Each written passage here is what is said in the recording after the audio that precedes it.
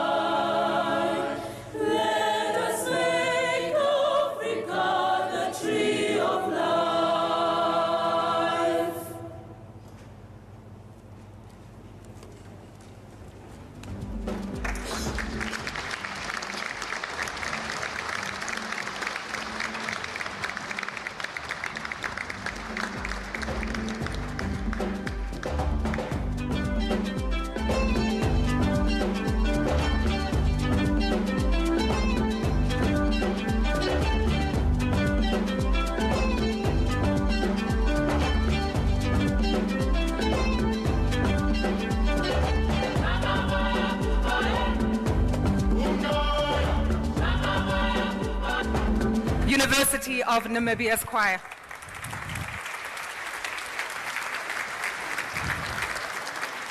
Thank you kindly. You may be seated.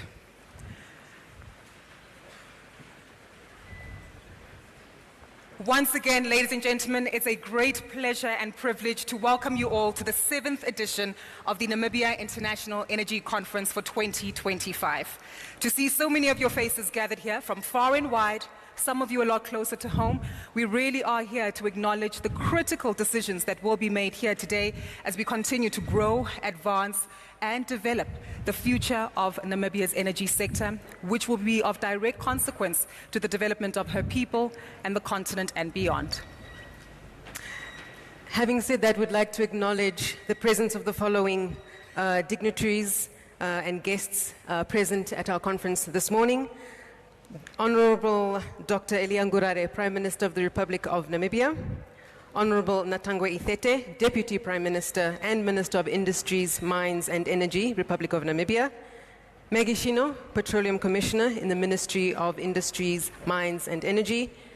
We'd also like to acknowledge the convener of the Namibia International Energy Conference, Selma Dapwilapo Shimitikweni, Chairman of the African Energy Chamber, NJ Ayuk, our sponsors who continue to show a strong commitment to supporting Namibia's energy ambitions. Our diamond sponsor Chevron, whose continued partnership reflects in the continued success of this conference. Sapphire sponsors, RMB, Shell, and Standard Bank, as well as our valued sponsors and partners who also include Galp Energia, SLB, Total Energies, BW Energy, SBM Offshore, Sintana Energy, Kustos Energy, Woodside Energy, Subsea 7, and many others. Members of the media, distinguished guests, ladies and gentlemen, all protocols observed in the most Namibian way possible. A very warm welcome to the 7th edition of the Namibia International Energy Conference under the theme, Leading the Way, Becoming an Energy Hub with In-Country Value. 100%. And Sam was quite correct. What we are gathered here for today is to really underscore this theme that we look to pursue and continue with as we continue to ensure that Namibia is well positioned to be the energy hub, not only of the continent, but really, even if we look across the room here today, as a key global competitor, given the vast array of individuals who are present here. But I must tell you, it's quite significant that we gathered for the 7th edition, Salma, because I understand that we've come full circle. It's not too long ago where, back in 2012, a little under 150 guests had actually gathered at this very same venue to actively participate in what was then the very first edition of this version of the Energy Conference. Primarily focused on, of course, understanding how it is that we reimagine not only the future of Namibia's energy, but rather we gathered under the focus of looking for new discoveries and understanding how best it is that we capitalize and look for opportunities to unlock more value in the continent. Last year, we certainly looked to underscore the key theme of how best it is that we reimagine a resource-rich Namibia. And this year, as it's been highlighted, we look to lead the way, becoming an energy hub. So I'm excited to actually see many of you who are gathered here today as key decision makers within the institutions and environments that you serve. Because one thing is quite certain that we look to build on all these years later. In a world that remains filled with global uncertainty, ongoing shifts that do take place globally, we stick true to our knitting and understanding the journey that we're embarking upon. How it is that we remain committed through clear policy guidelines, ensuring that we attract the right capital for long-term partnership and investment, and of course, leveraging off of opportunities of collaboration, that we are able to continue on our journey and trajectory of providing sustainable, certain growth that of course underscores the key primary themes of environmental sustainability, social development, as well as good governance. That's right, Gugu, and it is indeed a full circle moment, perhaps for myself as well, because during the very first edition of the Namibia Oil and Gas Conference, as it was known in 2012, my former boss at the time, Mr. Marcio Melo, was set to give a presentation at that very conference, but as fate would have it, he was unable to travel to Namibia that year. He was recovering from an eye operation, and I was tasked to deliver that presentation. You've all seen Marcio's presentation, no pressure at all. So I was tasked as a junior geologist to deliver that presentation to only a handful of people in the room. And it is indeed a full circle moment, because it is with such pride that I look in the room this morning.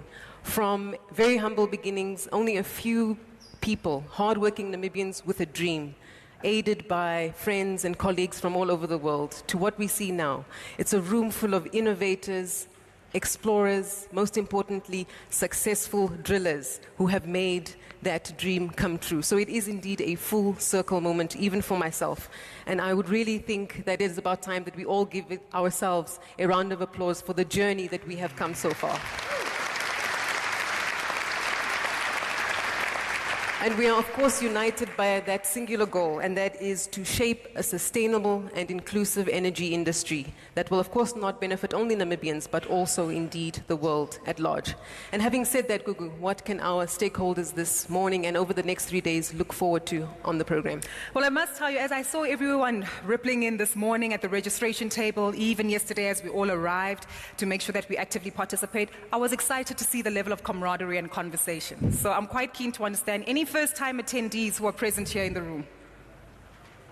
Okay, that's a solid number. Buckle up, you're in for a ride. I must tell you, day one and day two, of course, we do tend to have a number of conversations. These are peppered with panel discussions, presentations, as well as key talks.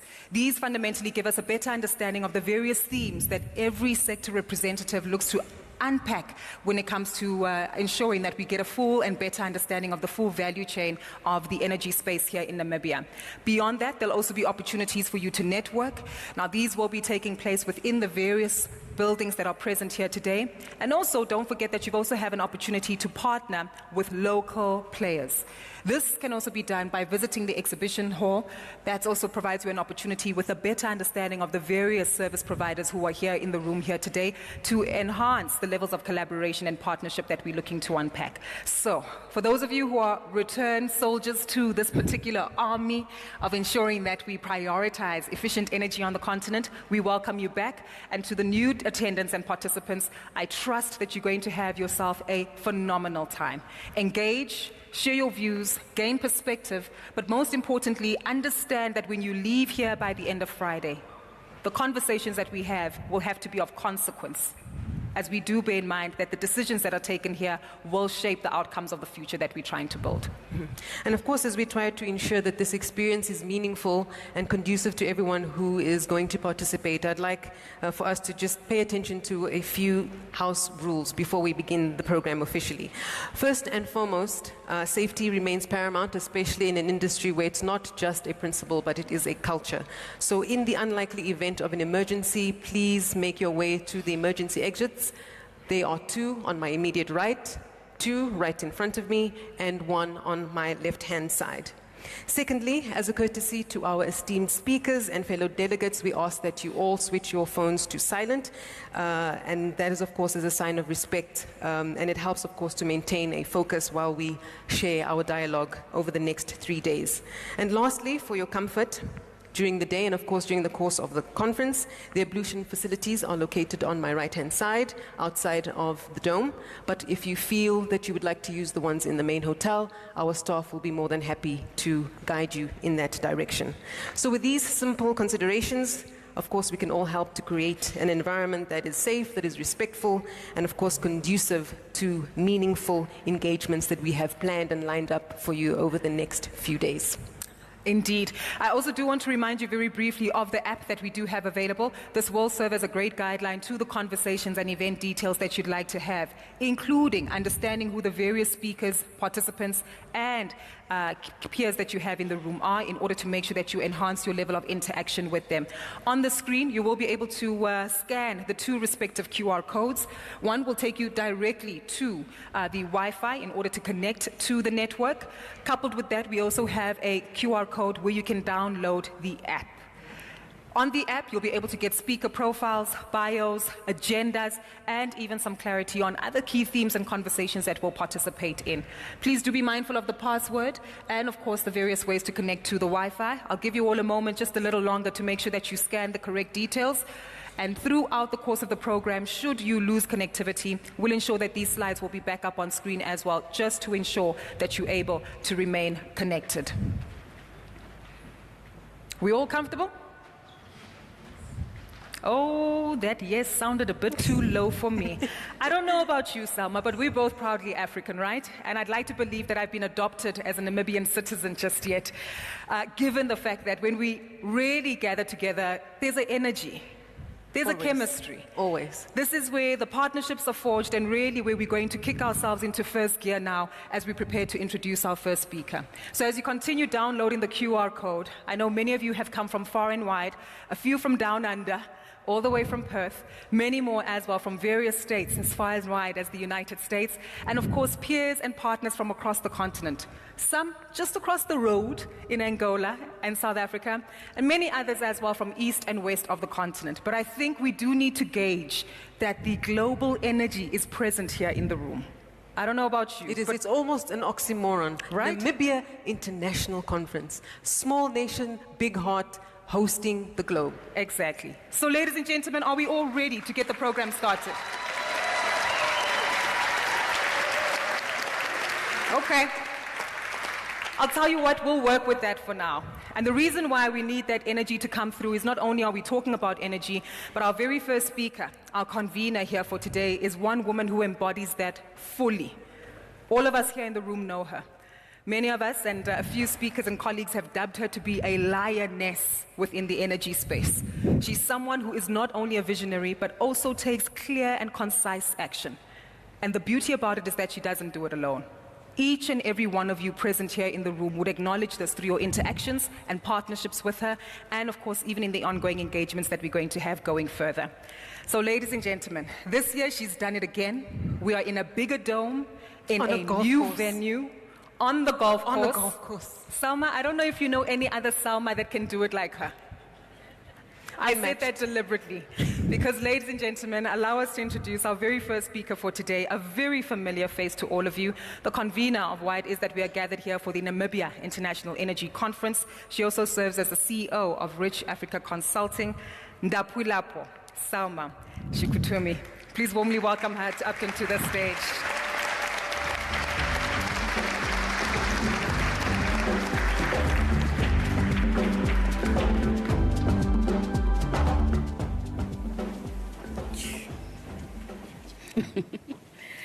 Right Honorable Prime Minister, Dr. Elijah Ngurare, Deputy Prime Minister and Minister of Industries, Mines and Energy, Honorable Natangwe Itete, Deputy Minister of Industries, Mines and Energy, Honorable Godensia Krone, Minister of Works and Transport, Honorable Veiko Nekundi, Executive Chairman of the African Energy Chamber, NG Ayuk, members of the Diplomatic Corps, captains of industry, members of the business community, distinguished delegates, members of the media, good morning, ladies and gentlemen. It gives me great pleasure to welcome you all to the 7th edition of the Namibia International Energy Conference. We are honored that Her Excellency, Dr. Netumbo Nandi-Ndaitwah, the President of the Republic of Namibia, accepted our invitation to open this conference. While she is unable to be with us in person this morning, we are deeply grateful for her support. We are equally privileged to welcome the Right Honorable Prime Minister, Dr. Ngurare, who has been delegated by Excellency to deliver the keynote address on her behalf. His presence, along with that of the Deputy Prime Minister and Minister of Industries, Mines and Energy, Honorable Natangwe Itete, reaffirms the government's continued commitment to Namibia's energy ambitions. Standing here today is a full circle moment for me. I remember hosting the very first edition of this conference at the Windhoek Country Club, not on the golf course, but inside the hotel, with just over 100 participants, maybe 120. That inaugural event carried the theme, The Road to Discovery and Beyond. Many of the individuals who believed in this vision from the beginning are seated among us today, and I thank you for staying the course. This conference was born out of a desire to build a platform, a thought leadership platform, that brings together thought leaders, industry pioneers, policymakers, and investors to shape a future when Namibia takes ownership of its energy journey.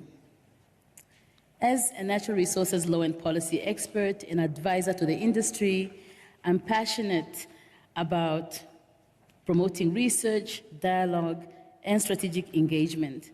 I believe Namibia cannot afford to wait. It must lead the way.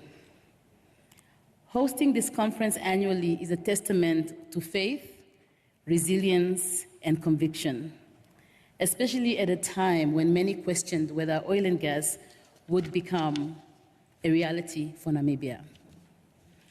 Today, we gather in a room filled with energy champions because we are turning vision into action, and indeed, we are the land of the brave.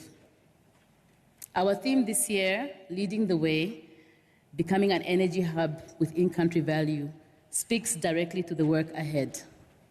It challenges us to focus not only on discoveries, but on the systems, infrastructure, skills, and partnership needed to build an inclusive, resilient, and sustainable energy ecosystem. I would also like to acknowledge the unwavering support of the Ministry of Industries, Mines and Energy, and the African Energy Chamber, who continue to champion sector growth and collaboration across the continent. A heartfelt thank you to our sponsors who make this platform possible, in particular Chevron, our diamond sponsor, for their ongoing partnership. We also recognize our Sapphire sponsors, Shell, RMB, and Standard Bank, and all our many other sponsors that Gugu or Selma listed earlier on, and who believe in Namibia's energy future. This year's program is filled with insightful discussions, strategic conversations, and technical showcases across the energy value chain, so from oil and gas to renewables, infrastructure, and financing. I invite you all to actively engage, share your ideas, and more importantly, collaborate with purpose. This is more on a personal note. we were discussing with the Right Honorable Prime Minister about the importance of education and empowering young people in Namibia. As a former refugee child, you'd have looked, I have a picture on my fridge of myself as a refugee in Angola. And someone will look at that picture and they will not think that fast forward, I'll be standing here addressing you all. I'm here not only because of those that came before me, but I'm also here because I got an opportunity. I took my education very seriously. I was actually just laughing because I used to be called a career student because of my many degrees.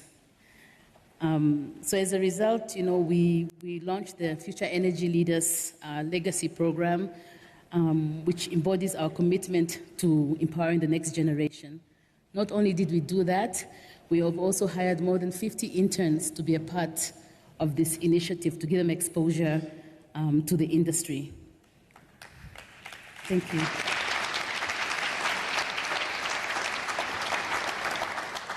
Thank you.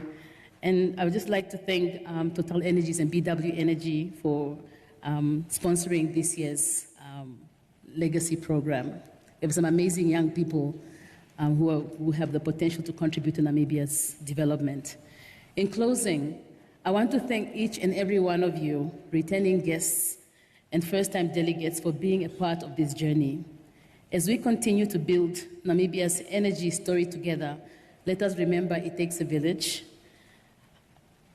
And I would just like to thank you for once again, coming from far and wide to be a part of this conversation.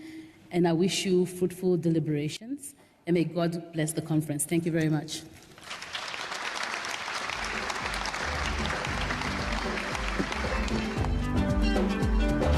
Thank you very much, Lioness. As Maimbushe so rightfully said, leading the way is of course not a solo journey, and of course we've needed a lot of collaboration and support in the form of sponsors that have made reaching the many goals that this conference has set out a reality. With that said, I would now like to call upon our diamond sponsor, and I would like to call on Chana Kalkasuria, who is the Namibia Country Manager for Chevron International Exploration and Production, to give his welcoming remarks. Chevron has been a part of Africa's energy journey for more than a century. As we strive for a lower carbon intensity future, our commitment across the continent is unwavering. We are driving progress by embracing partnerships, spanning traditional and innovative technologies. We are energizing economies. We are empowering people. We are Chevron.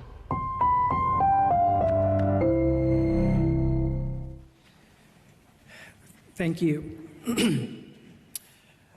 Right Honorable Prime Minister Dr. Elijah Ngugarare, Honorable Deputy Prime Minister and Minister of Industries, Mines and Energy, Honorable Natenge Itete, Deputy Ministers and Ministers, colleagues from the Ministry of Industries, Mines and Energy, NAMCOR, partners, dignitaries, and friends. Let me start off by saying, Selma, just when we thought this conference couldn't get any better, you succeeded in proving us wrong. Thank you for your leadership, your passion around this conference, and representing what's best about Namibia. I would like to applaud you for being an exceptional ambassador for Namibia.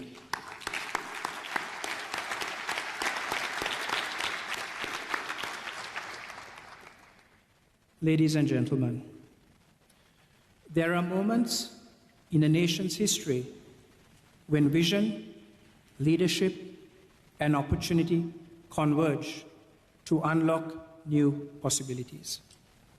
Today, we believe Namibia stands at such a moment, and it is a privilege for Chevron to be here standing alongside you.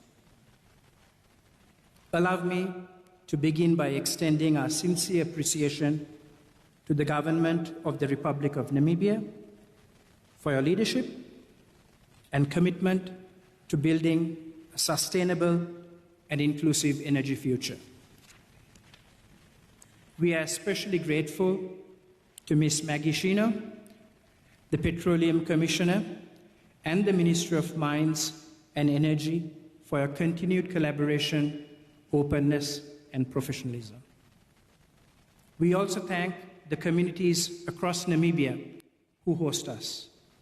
We recognize we are guests in this beautiful country, and we are committed to engaging you respectfully, transparently, and in a way that brings long-term benefits to the people of this country. Namibia is fast becoming one of the most promising energy frontiers in the world. While the discoveries in the Orange Basin have drawn international attention, what brought Chevron here and what keeps us here is not just geology.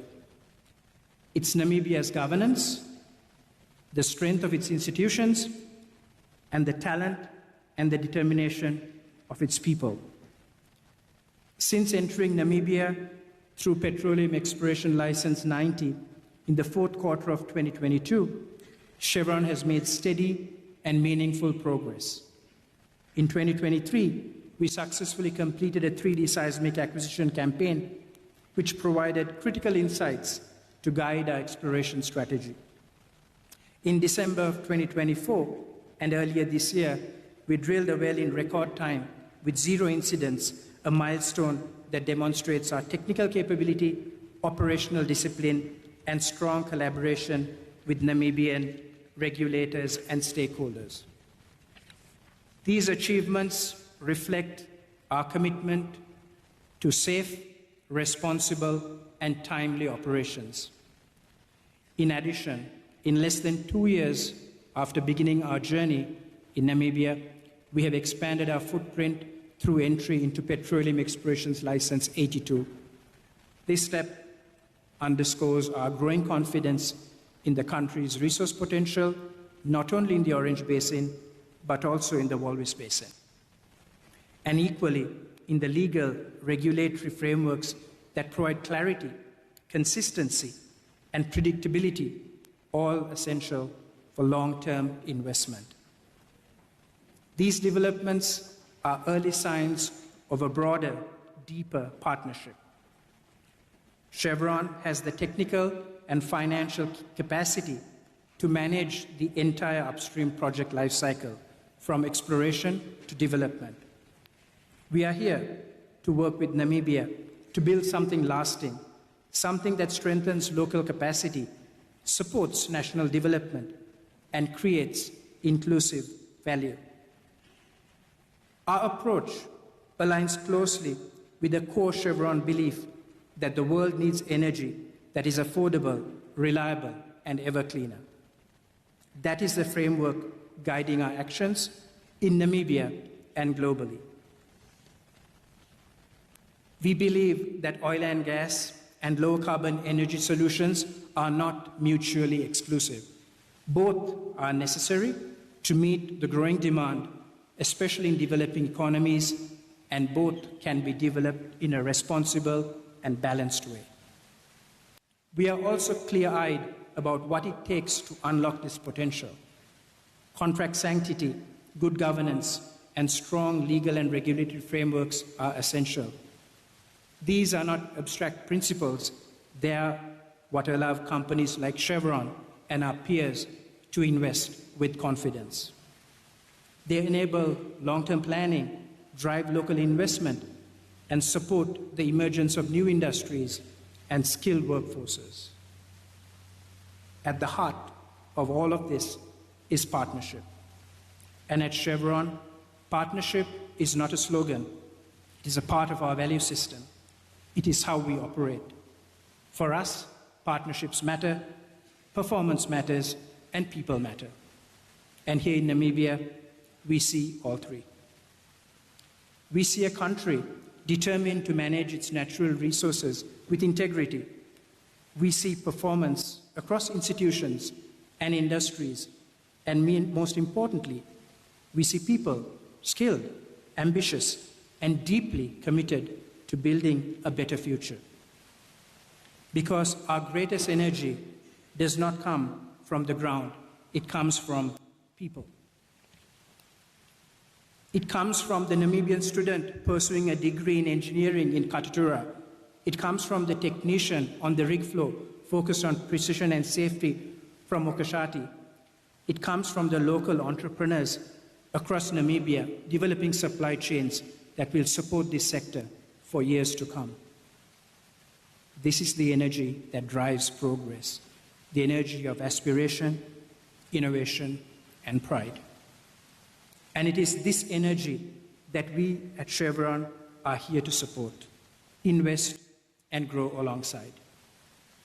In this, we are guided by the vision of the founding president, Sam Nujoma, who reminded us that a developed Namibia will only be possible through the efforts of a united and educated people and a nation in control of its resources.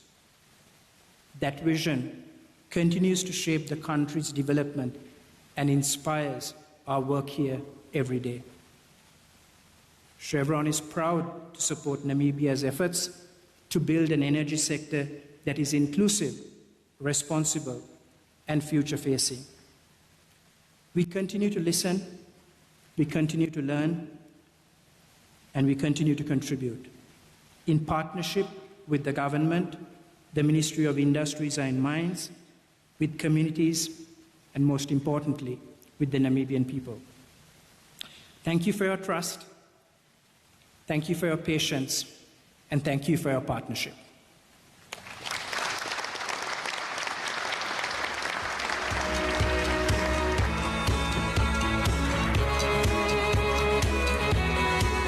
Thank you kindly to the CEO joining us, China, giving us some insight into ongoing collaborative efforts as well as partnership.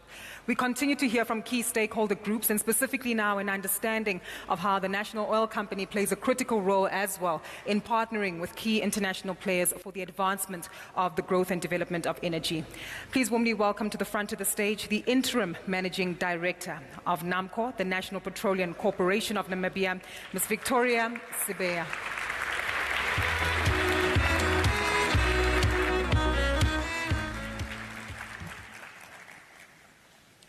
Thank you. Right Honorable Prime Minister of Namibia, Dr. Eliangurare, Deputy Prime Minister and Minister of Industry, Mines and Energy, Honorable Natango Ithete, Captain of the Industries, policymakers, partners, friends from across the globe, it's my distinct honor to welcome you to the Namibia International Energy Conference of 2025. Right here in Windhoek, a city that echoes the spirit of progress and opportunity we are all celebrating today. This year, we convene to understand the theme, leading the way towards becoming an energy hub with in-country value. It's a powerful message and a timely call to act, and not for Namibia, but for all of us who are committed to Africa's energy future. Namibia stands at the verge of transformation. With recent oil discoveries in the Orange Basin, significant renewable energy resources, a strategic location for regional integration, our nation is rapidly emerging as a key player in the global energy arena. This is not just about extraction of hydrocarbons. It's about creating long-term value for our people, building skills, infrastructure, and inclusive economic growth. One of the reflections of this momentum is the progress of NAMCOR, the National Petroleum Corporation of Namibia. In recent years, NAMCOR has evolved from a regulatory support entity into an active upstream participant and strategic partner. It has been instrumental in advancing local participation in exploration activities, managing key data assets, and laying the foundation for national benefit from resource development. NAMCOR's growth is not just symbolic, it's strategic. It represents our commitment to building in-country capacity and value, ensuring that Namibians are not only stakeholders, but shareholders of their own energy destiny. Over the course of this conference, we will be engaging in critical questions, such as how do we scale investment that it saves the next generation? How do we build infrastructure which will save the next generation? And perhaps, most importantly, how do we ensure Namibian resources benefits Namibian people? This conference is a platform for solutions. It brings together leaders from government, industry, finance, civil society, and academia, not just to talk, but to connect, partner, and act. Together, we can build a diversified, inclusive, and resilient energy economy. To our visitors, welcome to Namibia. We are proud to host you, and we hope you experience not only the insights of the energy sector, but the hospitality, the culture, and the vision that defines our nation. In closing, let me thank the organizers, the sponsors, the speakers, and each of you present here today. Your participation signals a commitment, not only to energy, but to opportunity, collaboration, and impact. I thank you.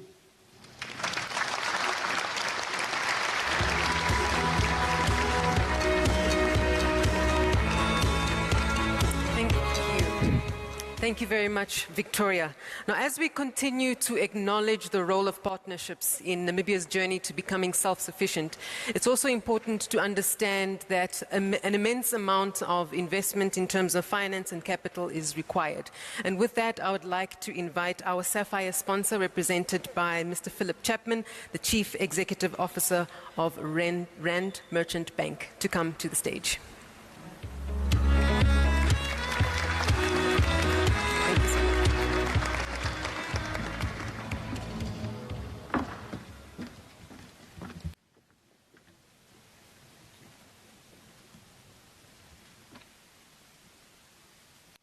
Good morning, Honorable Dr. Elijah Ngarure, the Prime Minister of the Republic of Namibia, mentioned ministers, other dignitaries, and esteemed guests. Allow me to stand on the protocols already observed. It is a distinct honor to stand here before you today in what I believe is a defining moment in Namibia's journey of economic development, one shaped by promise, prosperity, and purpose. Namibia is on the cusp of a meaningful, accelerated growth journey, but it's not driven only by its natural endowments, but by the strength of its institutions and the clarity of its leadership. Namibia offers something unique: peace, predictability, and a long-term vision for progress in a world increasingly defined by volatility and fragmentation. This stems from consistent, deliberate governance and a national commitment to stability, democracy, and inclusive development. The recent peaceful elections in Namibia reaffirmed the mature political institutions we have, and it sends a clear message that Namibia remains a country of substance, unity, and peace. And why does this matter deeply? It matters deeply because offshore discoveries and emerging sectors bring immense potential, but true transformation depends on more than resources. It depends on the environment that we create, an environment that Namibia as a country have built over many generations to foster good governance and enable investors to invest with confidence. At RMB Namibia, we understand these different dynamics and perspectives, and we see ourselves not only as a financier, but rather as a long-term partner to Namibia's energy future. We bring strong local understanding, supported by deep sector expertise and a regional and global reach, to provide solutions to empower both global and local enterprises. Our full-service corporate and investment bank provide a comprehensive suite of solutions across the energy spectrum as well as associated industries. As we aim to unlock opportunities at every level, we believe we can play a much greater role in enabling Namibia. Beyond financing, we are committed to Namibia's development. RMB Namibia's philosophy is to help build a long-term sustainable Namibia. A Namibia that is prosperous for all stakeholders and all its people. Namibia is ready, but now is the time to act, where all stakeholders, including policymakers, financiers, global operators and local businesses, should work hand in hand to achieve an optimal and balanced outcome for all stakeholders. As a collective, we are patient, but we are also in a hurry. Hey, where's my next slide? There we go. We need to hear the call for action, for bold, coordinated action from both government, industry, financiers, communities, and the Namibian people at large. As a strategic partner, a local player, and a firm believer in what this country can achieve, RMB Namibia is here to support this journey. We are proud to partner and look forward to building a future together. I thank you.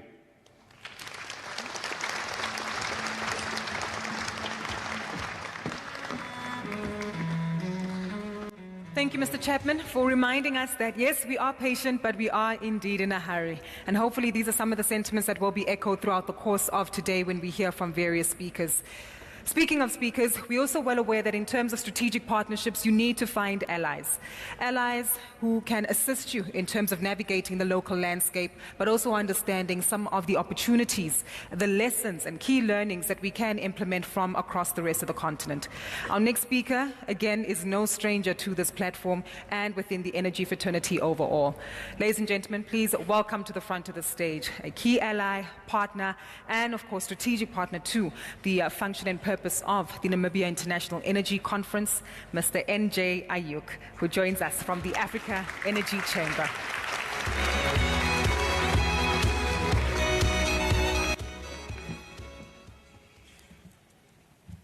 So hearing these speakers, I'm a little bit shy. Yeah. Good morning. Okay, that would get you up. Good morning. I'll step back a little bit. Your Excellency, Honorable Prime Minister Elijah Ngwere, Your Excellency, Honorable Natangwe Itete, Deputy Prime Minister of Energy, Mines, Industry, may you please permit me to stand on all protocols observed.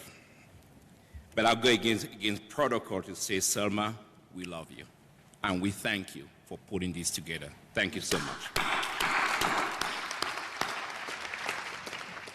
It is indeed very, very good to be in Windhoek.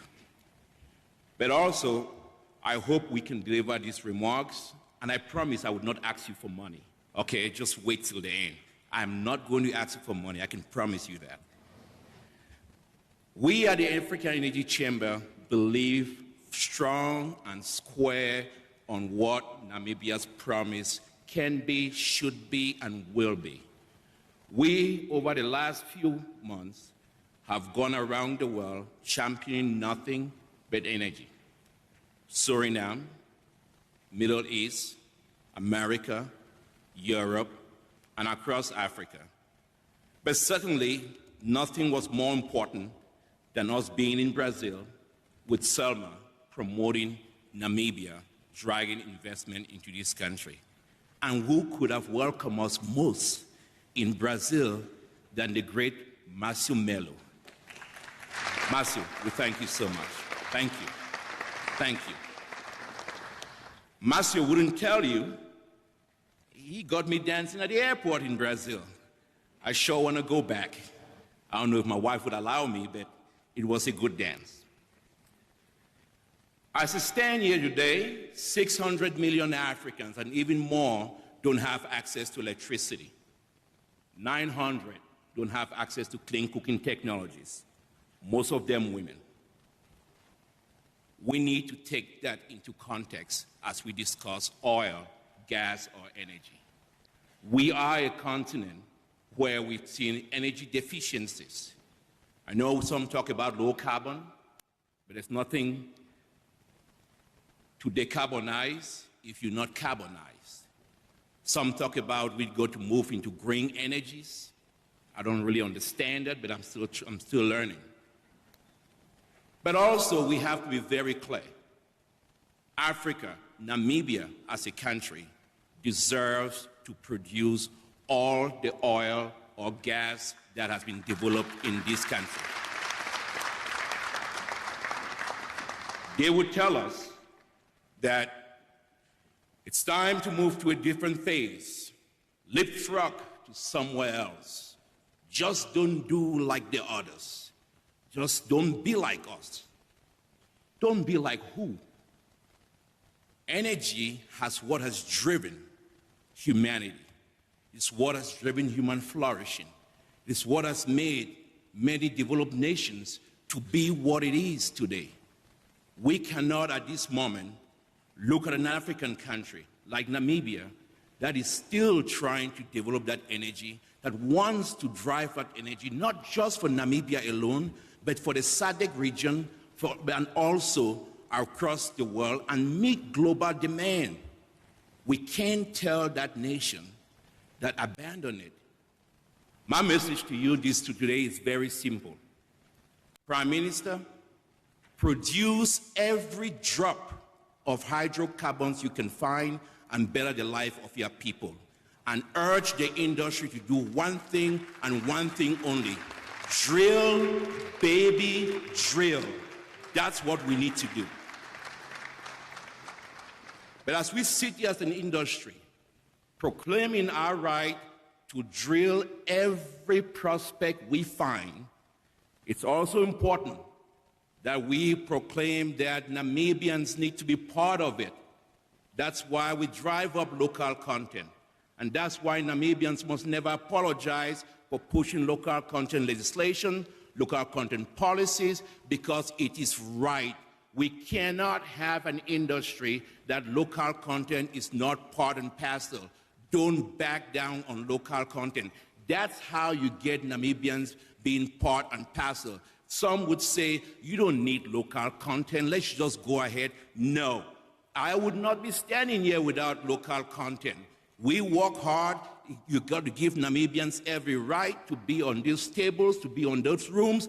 That's how we drive our industry. And our industry is better when we have local content. So we drive that. But we also have to take steps for local content. We've got to be a little bit pragmatic. We got to integrate people, but integration without preparation is frustration. So we got to embark on those training programs and those capacity building programs, like for those kids in Tura, like what Chana just mentioned in his opening remarks. But we got to pull young people in the room. It's important that we in this industry turn around, look at the young people and say, come eat at my table. Come be part of this. Selma, we thank you for the future leaders. They represent the future. You started that path, saying, come eat at my table. And it is there. But while we talk about local content, it's also important to back this conference. You can't tell me that Namibians should run oil and gas wells, drive oil and gas fields, and then run over to London to bring somebody to come do a conference in this country when you have a qualified Namibian doing it year in, year out, doing it well, but then you go to London and say, let's import someone, come do a conference. If you can't do a conference right, how do you want to run a company? How do you want to drill a well? That's why, Selma, we stand with you. We're going to continue backing you.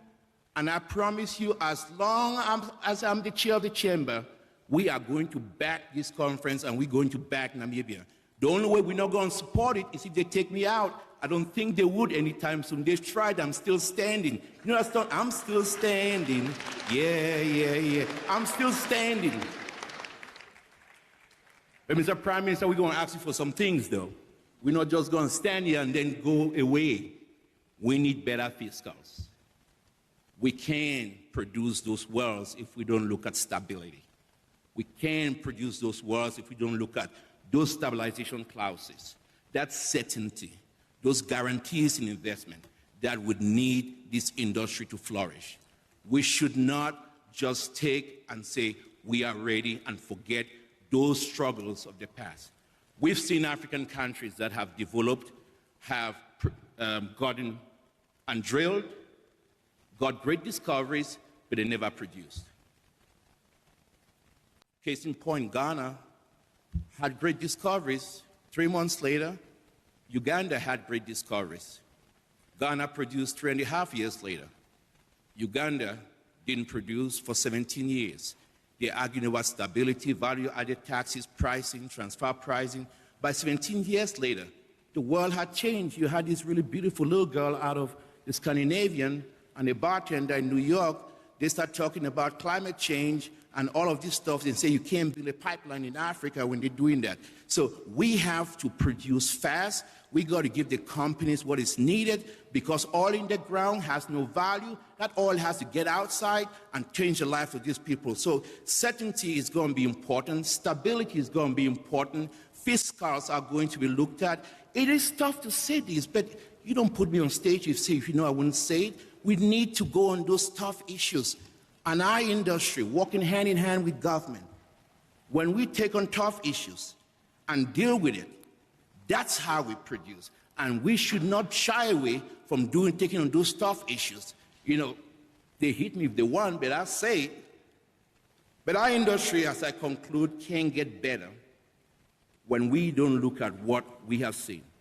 A conference led by women, but an industry where women are still the last hired and the first fired.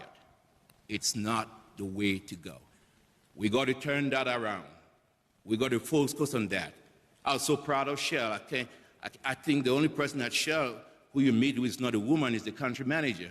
Every time you meet Shell, if you want a date, go to Shell. They have so many women in there.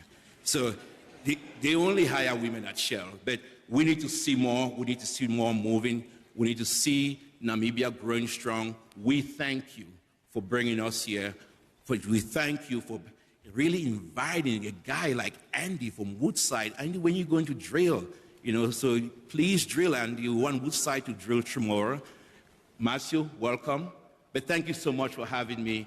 And we also, I couldn't leave without saying, we stand on the shoulders of giants. Giants who led us even during turbulent times through COVID.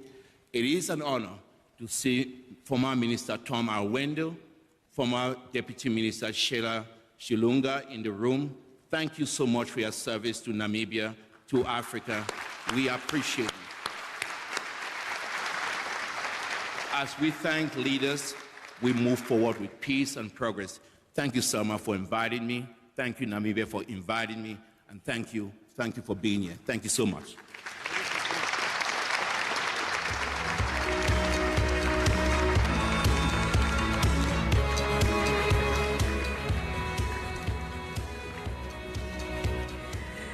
That's right. Namibia's dream is not Namibia's alone. As we've heard, the consequences and the benefits are and will be far-reaching for generations to come.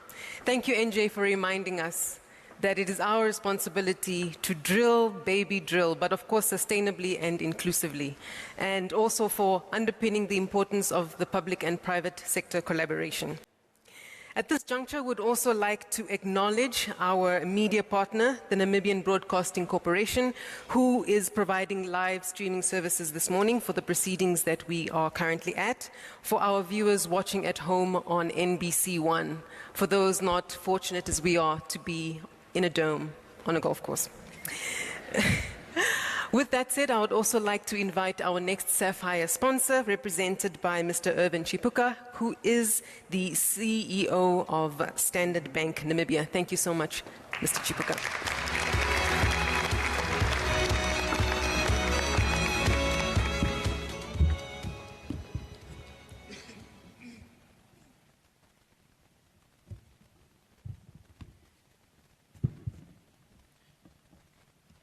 The Right Honourable Prime Minister, Dr. Elijah Gorare, the Right Honourable Deputy Prime Minister, Mr. Natangwe Tete, ladies and gentlemen, let me stand on the protocol that has already been observed. It is my great pleasure. Sorry about that. Can you hear me? Yes.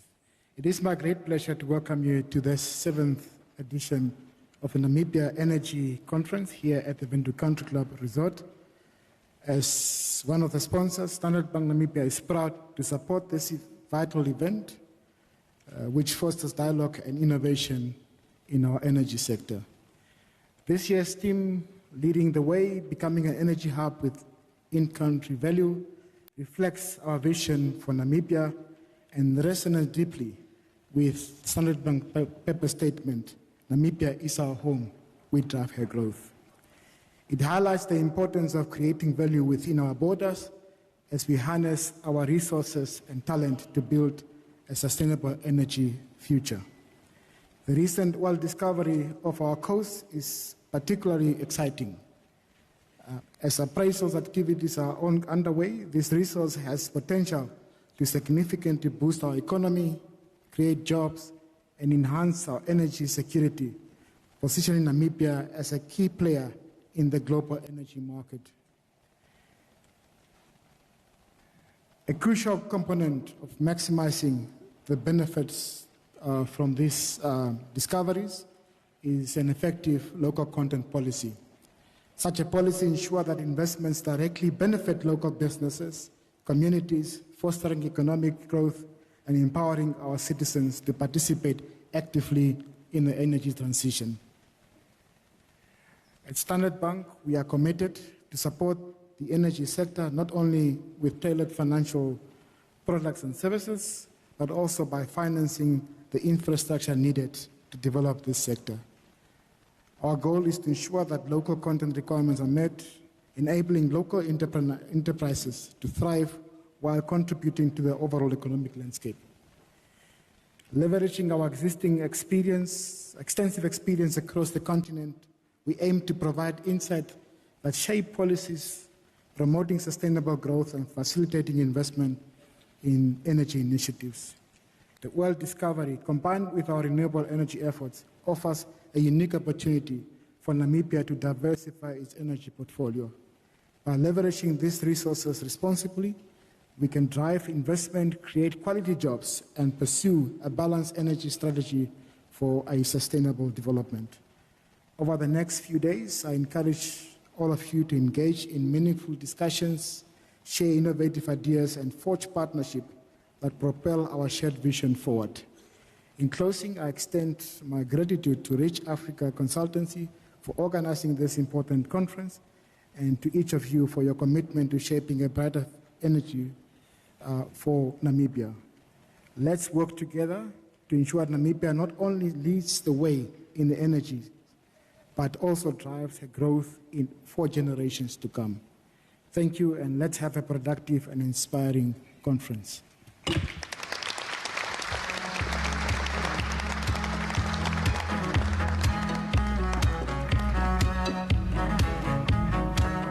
Thank you very much, Mr. Shipuka, for your comments.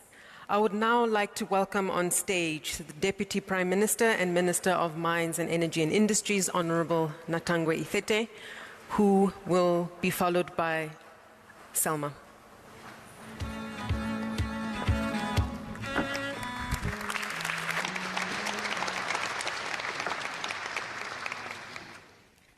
Right, Honorable Prime Minister of our Republic,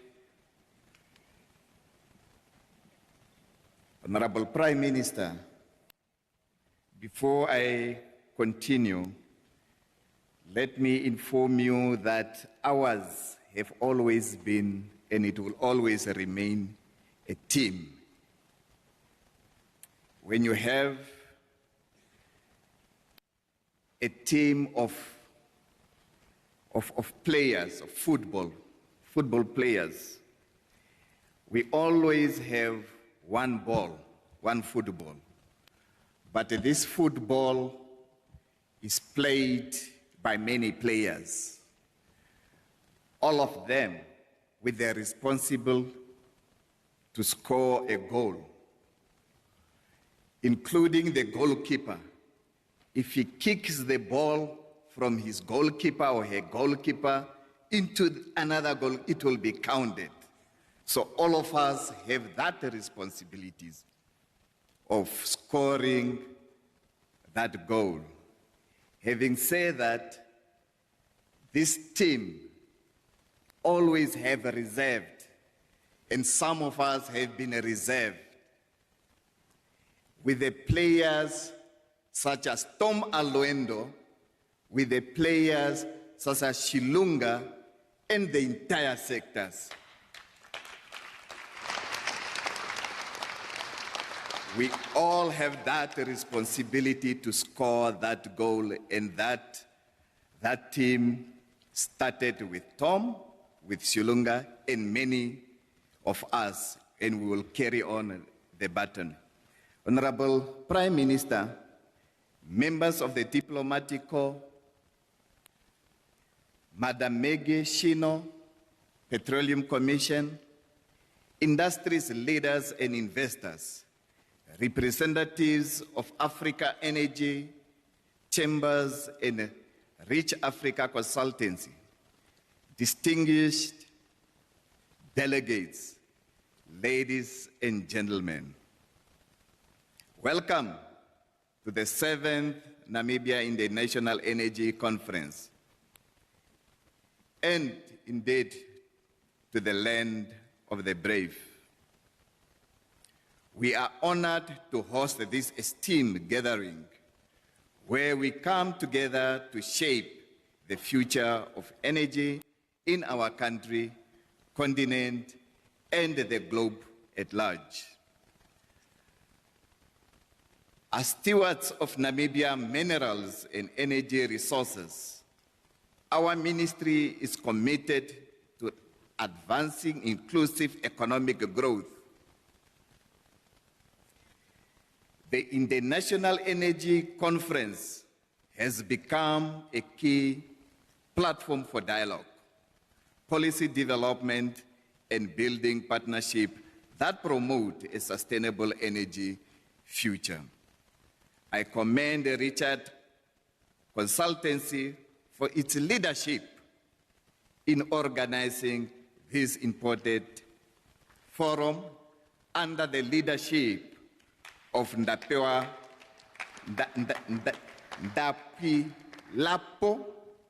Shimtwikeni, under the leadership of Ndapilapo Shimtwikeni.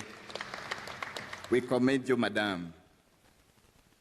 The theme of this year's conference, Leading the Way, Becoming an Energy Hub with in-country value, highlights Namibia increasing relevance in Africa energy landscape, our recent oil and gas discovery, progress in renewable energy, and growing international collaborations reflect our energy emerging roles as regional energy players.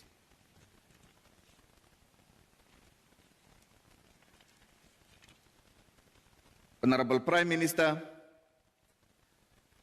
our country is blessed with rich natural resources, world-class solar and wind energy, fast hydrocarbons, both offshore and onshore, and significant uranium reserve.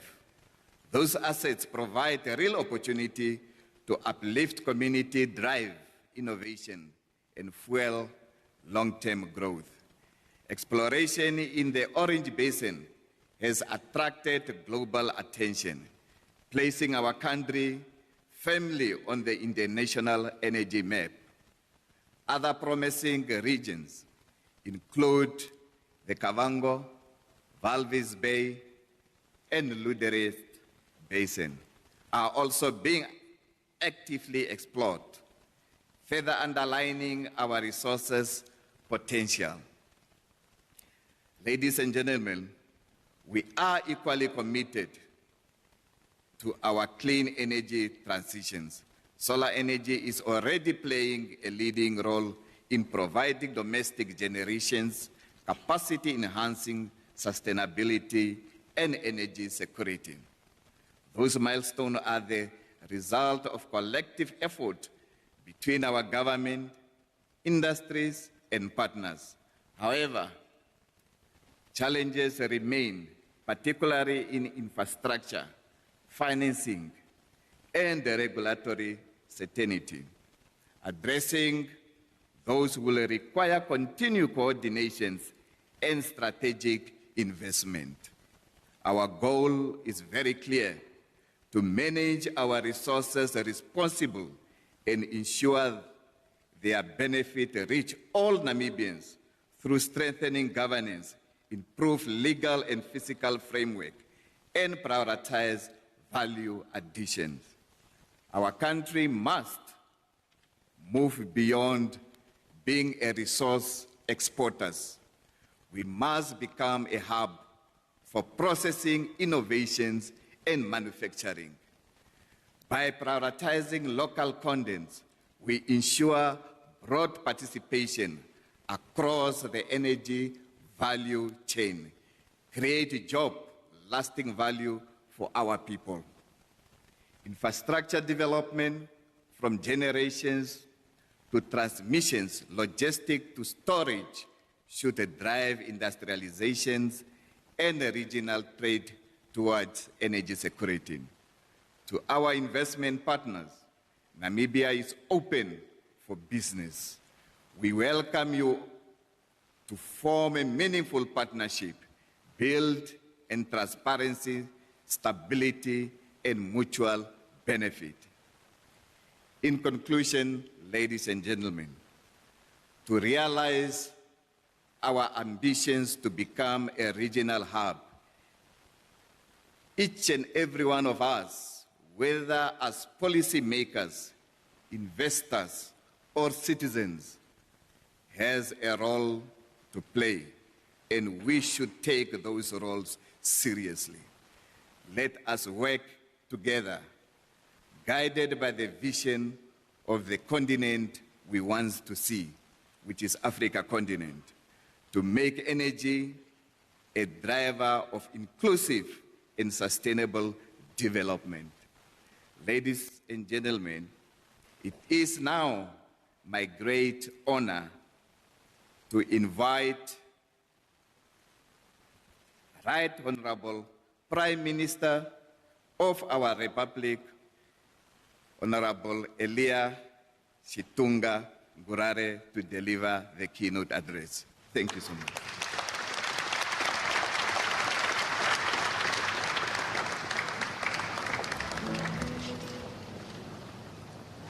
You may be seated, please. Thank you very much. Thank you very much, Comrade Deputy Prime Minister. Before I start, I want to acknowledge the illustrious directors of ceremony, Ms. Selma Usiku and Ms. Guguletu Mfupi. Did I say it correct? And then, of course, we know that we also have the convener, Ms. Selma Shimtukeni. And then you have Ms. Maggie Shino. And then, of course, you have Namibia with the first female president. And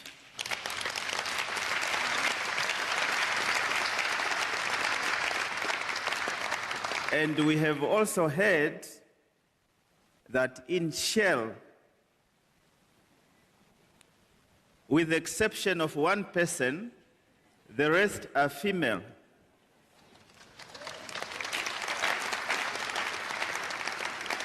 So, therefore, the present is female and the future is female.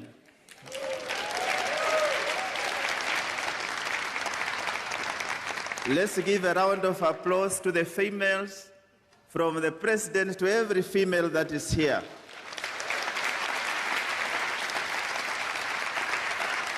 And I would like to ask my gender,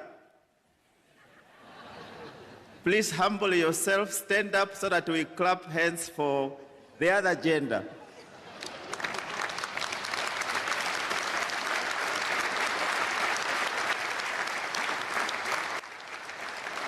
After all, we are children of the other gender. So thank you very much. Thank you very much. So, since your last, that's now the 6th, last year was 6th Namibia International Energy Conference, and now this year is the 7th.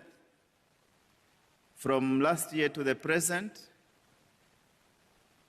one of the speakers said, we stand on the shoulders of those that have gone before us.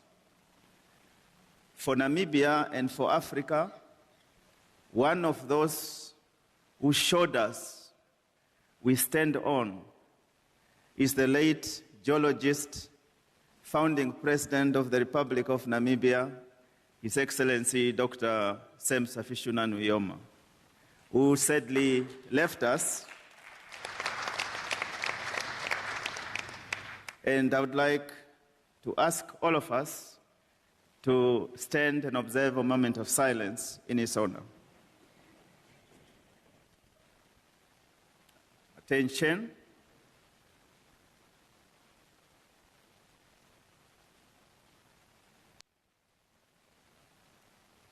It is. Thank you very much.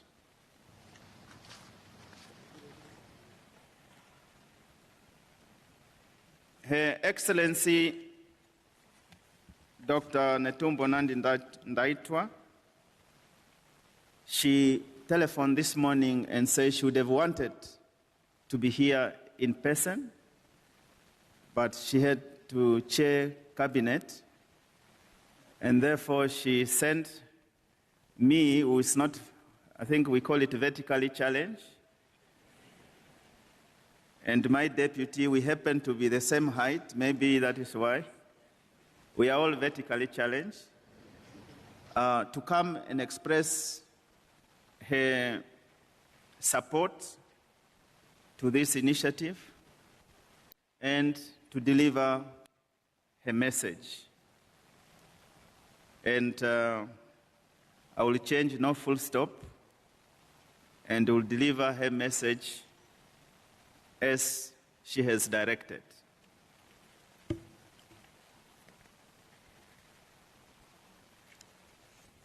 Honorable Natangwe Ithete, Deputy Prime Minister and Minister of Industry, Mines and Energy. Honorable Gaudensia Krone, but she is in cabinet. Okay, that's the only comma I'm adding. Former Minister of Mines, Comrade Toma Luendo, and Comrade Deputy Minister Cornelia Shilunga, I think, may you please stand? That's another comma I'm adding. Let's give them a round of applause. Thank you so very much for your service. And Ms. Ndapuilapo, Selma Shimtwekeni, we are very proud of you. The founder and convener of Namibia International Energy Conference, members of the diplomatic corps, fellow African government leaders present, African Energy Chamber, we have heard you, captains of industry, including our brother from the Standard Bank of Namibia and FNB,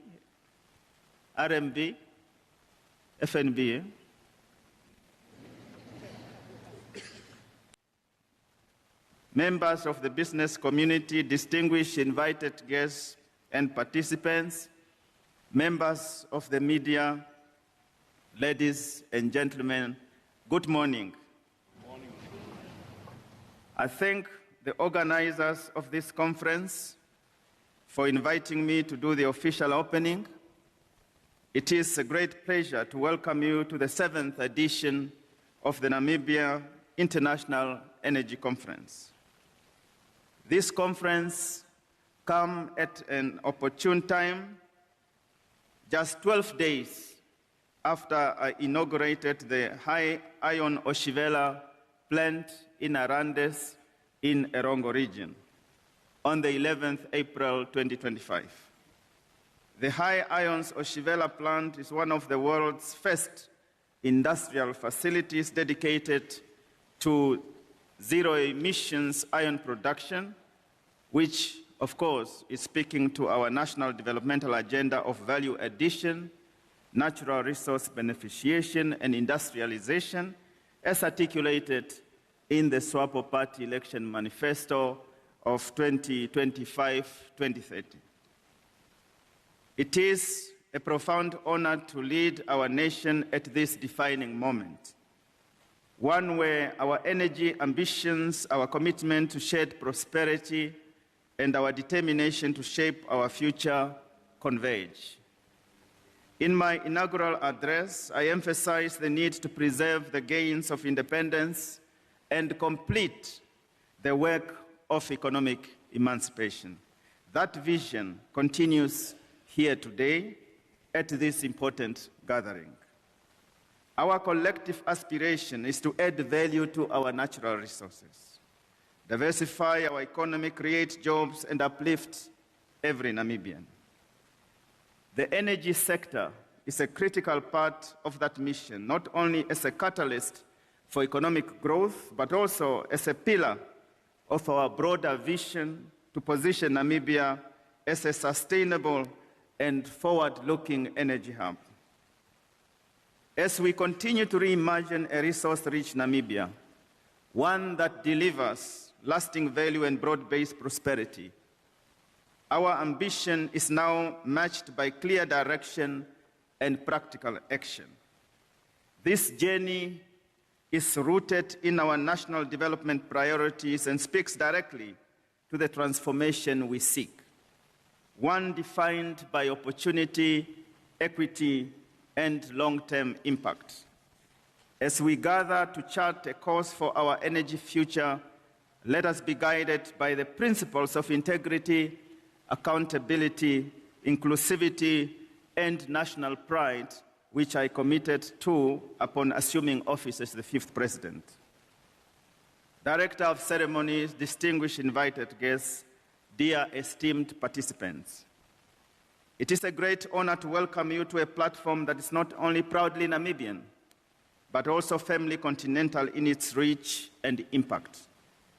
This year's theme, Leading the Way, Becoming an Energy Hub with an In-Country Value, reflects our national resolve to shape our future with purpose and clarity. Namibia's energy journey has been shaped by foresight and deliberate action. Long before the recent discoveries, the government actively promoted the country's potential in oil, gas, and renewable energy, laying a strong foundation for long-term growth. The establishment of Petro Fund as a state-owned enterprise is one that exemplifies such vision, namely of strategic investment in human capital to ensure that Namibians will be equipped to lead when opportunity arrives. Today, those early efforts are bearing fruit as the sector evolves and momentum builds toward a new chapter of energy-led transformation for Namibia and the continent Africa. As most of us know, Africa is home to substantial oil, gas, and renewable energy reserves. This potential is key in attaining the aspirations of our Agenda 2063 and achieving the Africa we want, a global powerhouse of the future. This transformation of Africa's economy will be done through tapping into and developing our natural resources sustainably and responsibly. Recent studies show that Africa is estimated to have contributed about 8% to the global oil supply in 2004 and 2005. As both the global and African supply are expected to grow gradually this year. This outlook suggests Africa could increase its oil production from about 6.5 million barrels per day, which is current, to almost 7 million barrels per day by the end of 2025. And Namibia is committed to being at the heart of this development. Namibia has recently experienced oil and gas discoveries, as you have heard, particularly in the Orange Basin offshore. Without a doubt, the government's wish is to move from discovery to actual production without much delay, but with responsibility. Namibia's oil and gas sector has developed gradually and steadily. We call on all our partners to work with us in a manner that reflects our shared commitment to responsible and sustainable progress. This next step will unlock the revenues needed to invest in infrastructure, diversify our economy, strengthen public services, and uplift our people. Through a well-paced approach, we will ensure our natural resources create long-term opportunities and national progress. We know the road ahead requires collaboration, technical capability, and strong governance, and Namibia is ready. As we grow our national capacity, we will do so in partnership with those who share our vision for sustainable growth and shared value. Director of Ceremonies, distinguished invited guests, our approach to managing natural resources is collaborative. Government, industry, investors, and communities must work together. The model we champion delivers both long-term value to the Namibian people and commercial returns. This is a journey we must work together, build on trust, mutual benefit, and transparency. We welcome investment, not just capital, but partnership that align with our values and vision. We seek partners to invest skills, infrastructure, and knowledge transfer, and who remain committed to Namibia long-term development goals. The partnership we form today must deliver a lasting legacy of opportunity for generations to come. Local content and beneficiation remain central to our strategy for economic growth, for inclusive growth. Our approach is practical, phased, and focused on long-term impact. We recognize that each stage of the energy value chain, from exploration to production, presents different opportunities and requires different levels of participation. Our goal is to enable meaningful Namibian involvement by building skills, supporting local businesses, and fostering an environment where talent and enterprise can thrive. Just as important, local content also includes value addition such as developing downstream capacity and infrastructure like refinery and promoting ownership and meaningful participation of local companies in the sector. As our national capacity expands, so too will our ability to contribute meaningfully across the entire energy value chain, guided by partnership, readiness, and shared value. Director of Ceremonies, dear esteemed participants, at the center of our energy vision, as we have said, is human capital development. Building Namibia's future means investing in our people, equipping them with the skills, knowledge, and confidence to lead in a dynamic global sector. We are strengthening partnership between government, academia, and industry to ensure that education and training systems respond to the needs of a modern energy economy. But we in the government cannot do it alone. We call on you stakeholders, investors, operators, service providers to be active partners in building this local capacity. Let us prioritize skills development, technology transfer, and knowledge sharing across the value chain. Namibia's energy future must be led by Namibians capable, empowered, and globally competitive. Director of Ceremonies, distinguished invited guests, good governance is the foundation of our energy ambitions. The 8th administration is committed to transparency, accountability, and ethical leadership, the values that are essential to building investor confidence and public trust.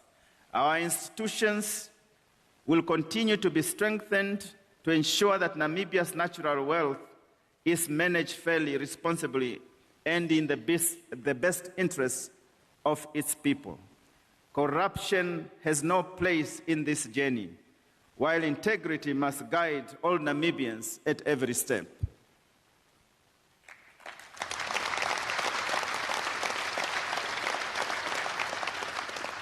Namibia is committed to creating an enabling environment where energy investment can prosper.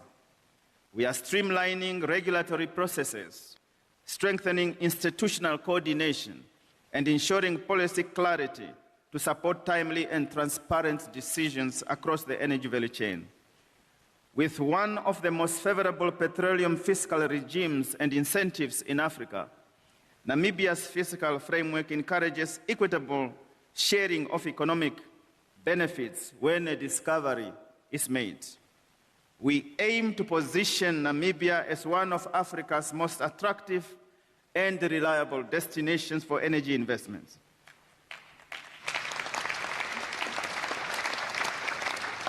Where partnerships are built on trust, accountability, and shared long-term value. Furthermore, Namibia's energy ambitions will remain firmly aligned with our environmental values. We take pride in our global reputation for conservation and intend to uphold it. As we grow our energy sector, we'll do so with a deep commitment to safeguarding biodiversity, respecting our natural heritage, and pursuing development that is both responsible and sustainable. Namibia's vision to become an energy hub is guided by strategy informed by opportunity and driven by national and continental priorities. Our geographic position on the Atlantic coast makes us a natural logistics and export gateway to a share of global markets. Combined with our democratic political stability, strong institutions that uphold the rule of law, and expanding infrastructure, gives us a distinct competitive edge.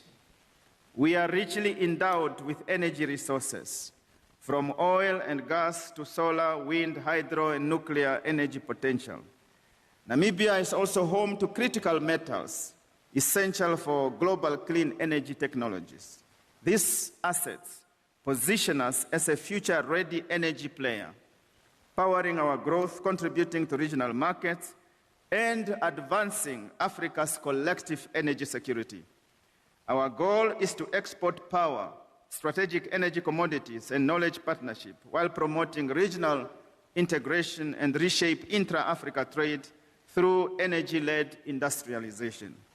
Director of Ceremonies, before I conclude, I wish to acknowledge the vision and effort behind this platform. I'm informed that over the past 13 years, the Namibia International Energy Conference has grown into a respected world-class platform for dialogue, collaboration, and impact.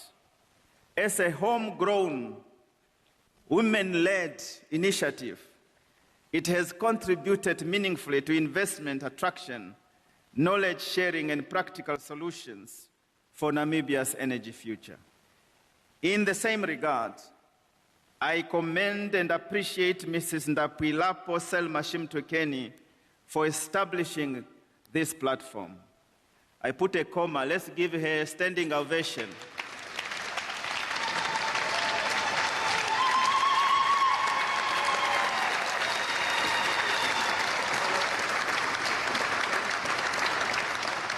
For establishing this platform, you may be seated. Thank you very much. With the support of Government of the Republic of Namibia, you have demonstrated continued leadership in advancing Namibia's energy agenda globally. I also applaud the Future Energy Leaders Initiative. The young professionals and students here today reflect the future we are shaping. Your presence affirms our commitment to equipping the next generation to lead Namibia's energy transformation. Let me end with a clear and confident message.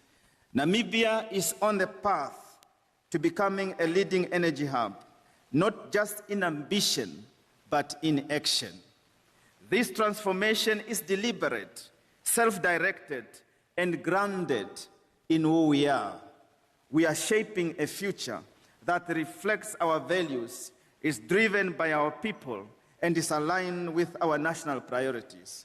We continue to learn from global best practices and embrace innovation, but we will always adapt these lessons to suit Namibia's unique context. Let us lead the way forward together. Let us go together forward with integrity, determination, and a shared commitment to deliver lasting value for our people and the investment community. In addition to its energy potential, Namibia is one of Africa's leading tourist destinations, known for its natural beauty, rich culture, and warm hospitality. And I want to add another comma, natural air condition when you go to Erongo. I invite all delegates, investors, and guests to experience Namibia beyond this conference.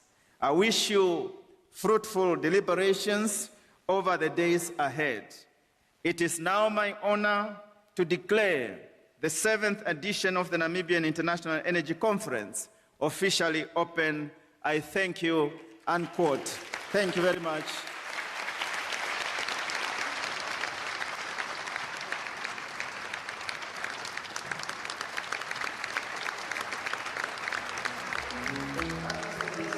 Excellency the President, Ms. Selma Tambura. She's a geologist. Let's give her a round of applause.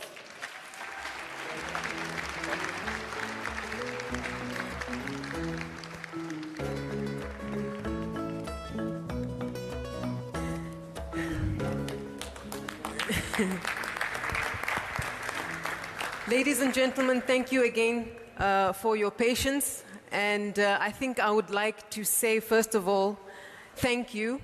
It is my personal sense of gratitude, but I also think it is a sense of national appreciation from every member of my gender to say thank you for your acknowledgement and support, Honourable Prime Minister. Thank you for heeding the call to be with us here today, not just in title, but in action, in presence and in purpose. Your presence here today, both you and the Deputy Prime Minister, is really a powerful testament to your leading by example, visible leadership. And joining us today at this pivotal conference really affirms the essential role that the public sector plays in Namibia's road to self-sufficiency. On behalf of the entire oil and gas and energy community here today, and indeed on behalf, I'm sure, of my Mbushe Selma, we thank you sincerely for being part of this important dialogue. We as a united industry stand ready to walk alongside the government as well as private sector in pursuit of this shared goal, and that is to make Namibia self-sufficient, innovative, and a leader in this industry. Honourable Prime Minister and Deputy Prime Minister, I would like now to call on you to join me on stage for a photo opportunity, together with Selma, the convener of this conference.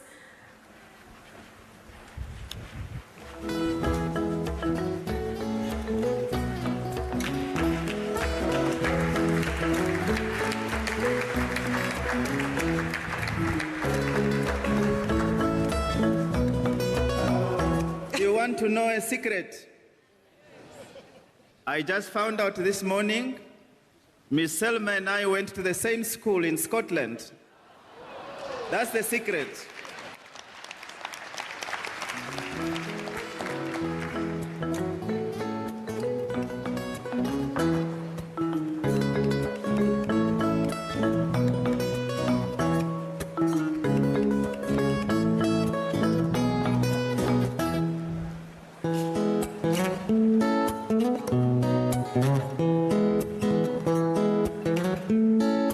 At this juncture, I would also like to ask our diamond sponsor, National Oil Company, NAMCOR, representative, our sapphire sponsors and strategic partner to prepare themselves for joining the photo opportunity.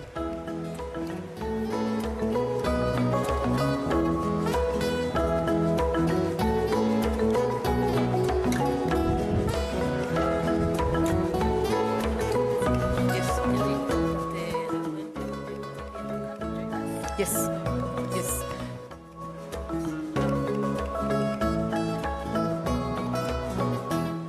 Ladies and gentlemen, would like to call upon the former Minister of Mines and Energy as well as the Deputy Minister of Mines and Energy, Honorable Shilunga, as well as Honorable Alwendo, to join the photo opportunity before the sponsors. Could be before the sponsors, could just have the former deputy and former ministers. Yes, yes. Yes, yes.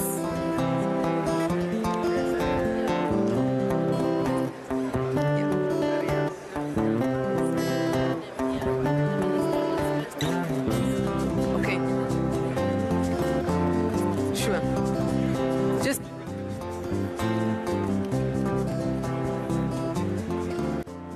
thank you, Mr.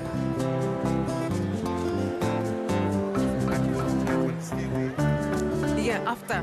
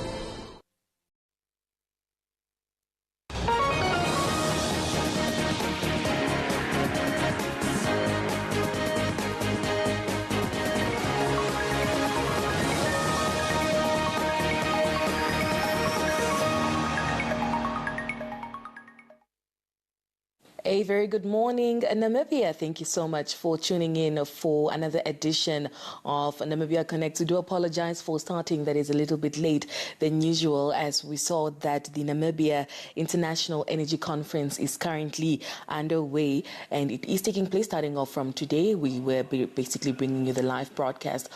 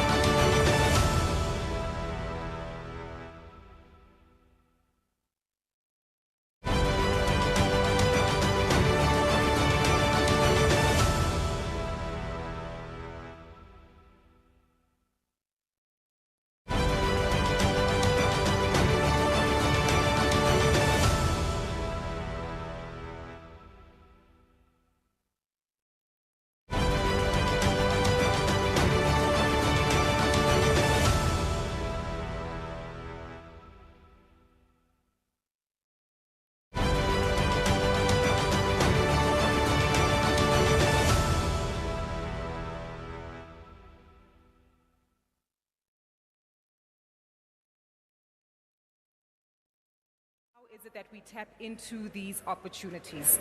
This presentation will shed some light on a key organization and institution, being NAMCOR, and most importantly, as a representative of a critical sector within the economy, to help us have a better understanding of how best it is that we partner with companies of national importance and, of course, local participation.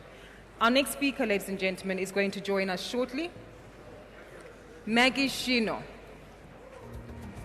is going to join us up on stage. I'm just making sure that she is present in the room. She's coming.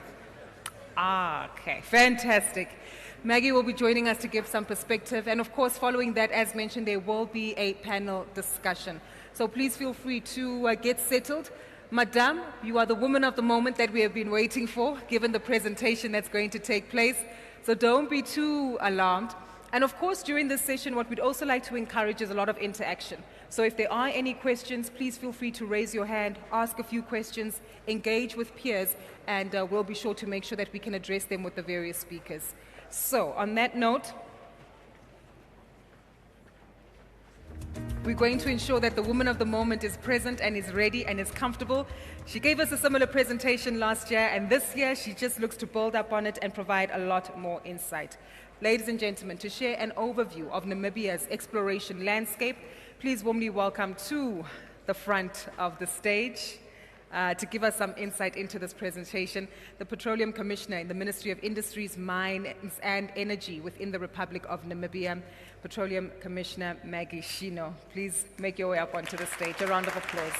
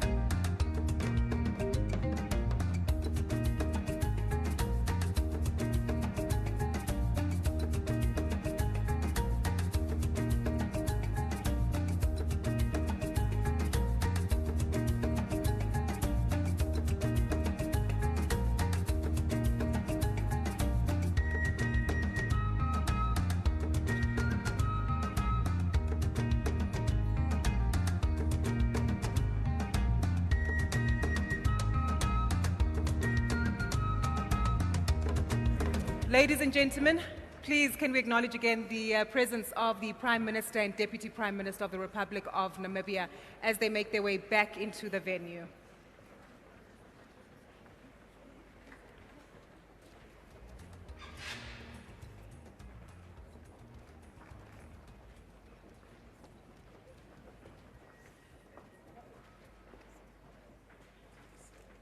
Thank you. You may be seated. Thank you kindly to the Prime Minister and the Deputy Prime Minister who are remaining for the conversations that are going to take place, which is very indicative of the level of commitment that we have from key players in government and in the state to ensure that the conversations that will unfold in the next session do apply in terms of the outcomes that we're hoping to achieve. So, again, we continue to build up on the momentum and the conversation and appreciate your patience and flexibility as we continue to, of course, traverse the journey of making sure that we prioritize growth. As I had initially introduced, ladies and gentlemen, can we give a round of applause, please, to our next speaker, Ms. Maggie Shino, the Commissioner of Petroleum.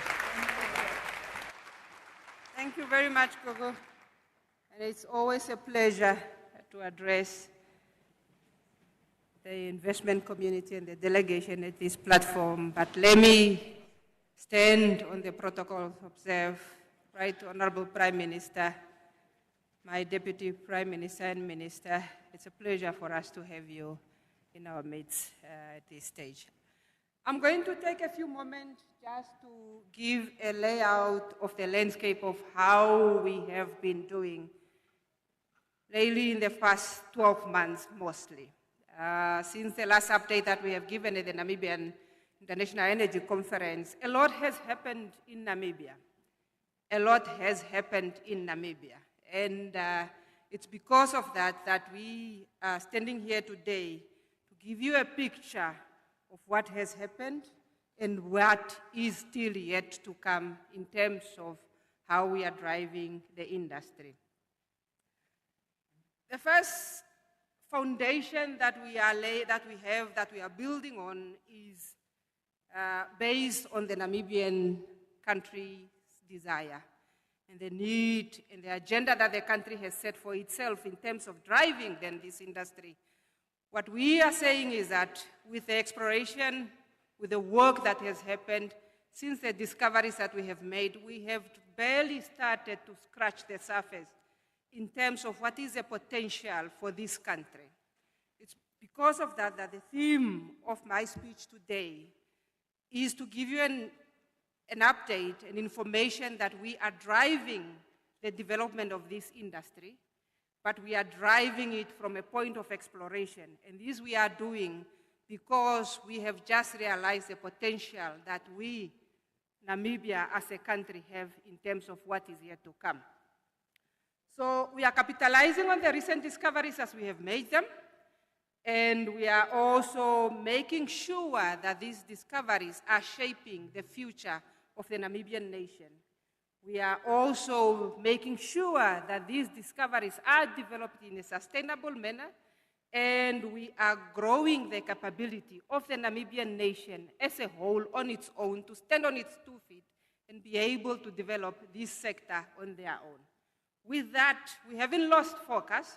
We are accelerating very, very fast towards making sure that first oil is attained for Namibia. Right now, the beacon, we're looking at the year 2029, 2030.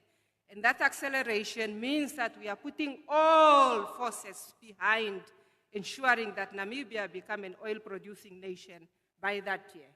With that being said, we are also focusing on ensuring that in our agenda to industrialize Namibia, we realize that the need for affordable, accessible, and stable energy is critical. And we also understand that there's a drive within the world for energy transition. We know the beauty of the environment that we have, and we hold it dear. And that is because we know that we are setting the pace for the energy transition, and energy transition that will be driven by the Namibian at our own pace. With that, we are moving forward into changing the Namibian landscape by making sure that Namibia become an oil-producing nation. We have started the work, and a lot is happening onshore that most people don't bring to the fore. With the work that has been done by RichAfrica, we just finished drilling the Naingopo well, and we are now starting to move forward into really testing this Damara Fault Belt by doing the exploration D12 well. That is what we are planning to do. However, as you can see from that image, the prospectivity of the region and of the block is massive. And this is what takes time for us to uncover, and we are doing so with the work that is being done by RichAfrica. Moving to the east of RichAfrica, still onshore, Monitor Exploration Ltd is also moving at an aggressive pace with the work that they are doing. They have just finished acquiring 2D seismic data onshore, and with this information, we have managed to map a number of prospects, and one that has a very beautiful anticline structure that we just need to drill it. We are now working on taking the gravimetric data plus the magnetic and ensuring that the location for that well that will be drilled within PEL 104 will be a well that is successful, and the reserve potential that can be observed in this prospect are there listed. Again, within the onshore basin in Block 101, Elephant is also working hard, combining also both the gravimetric and the magnetic data to ensure that we have structures that are mapped and taking into consideration the information as is being produced by other explorers to then be able to map the location of where we are and what the prospectivity of this area is. But with that being said, a lot of attention has been made in terms of what do we have in the Orange Basin. But what we have uncovered with our analysis and technical work that has gone into it, is that we discovered that the potential or the petroleum source rock that is generating and has enabled us to de-risk and open up the Orange Basin is cutting across the whole entire offshore Namibia. So with that, we can see the green area. It's indicating really a hot zone where the deep water potential is not only found into what we have found in terms of the Venus, but across the whole margin of the Namibian offshore. You can see, therefore, that the basin floor fans that we have uncovered or that we are seeing within the Orange Basin are also boding very well within the maturity or the oil-prone source rock area within the Rudolph Basin, the Walvis Basin, and the Namib Basin. And the structures and the fans have just moved from the onshore, right, deposited onto the offshore with the Cretaceous time zone that we are seeing. From the data, they all look hydrocarbon filled. It's a matter of time in terms of us then identifying that exact sweet spot for us to drill the wells. Moving forward in making sure that we find that sweet spot is the work that is being done by Exxon in unlocking the Namib Basin. The Namib Basin is one of the last basins that we share with Angola. And within the Namib Basin, with ExxonMobil, we have started going back into a regional study whereby we have made a provenance study and modeling exactly to see where the depositional environment and the sweet spots are within the Namib Basin. Moving down, we have also seen the work that just within Block 1811, there are indicators of direct hydrocarbon footprints and signature that we can see in the Tapia South or Tapia lead, whereby we are seeing gas chimneys and gas hydrates visible, clearly visible within Block 1811 that are waiting for us to open them up. Moving down south then, within the Walvis Bay, or Walvis Basin, ECHO is working hard in ensuring that we then open up the Walvis Basin. And with this, we are seeing exactly the same basin floor fans moving all along all the licenses that we are having, and a lot of features that we are now targeting as the next drill prospect, and those which are drill ready. There is a spoil in terms of choices, in terms of which well to drill, and all these images and all these blocks as we have them, whether it's within the Guy license, whether it's within the Tamar or Sharon or Cooper, we are seeing the same signature that we have been observing down south. Moving then within the Luderitz Basin, we also have a prospect that is called Marula that is now in the license of 88-104, where we have a prospect that has a possibility of testing not one, not two, but 4 reservoirs within the same well. What we are seeing with this well, what is interesting within this block is that we are seeing AVO classes, that is class 3 and class 2 analysis that we have observed, and there's clear direct hydrocarbon indicators within this block, and we are looking forward to drilling that well also. Just for demonstration, you can then here see the class 3 AVO signatures as can be observed in the well, and then you can also see how right superimposed on that AVO analysis, you can then see the direct hydrocarbon indicators, which shows that the Namibian petroleum system is active across the whole margin.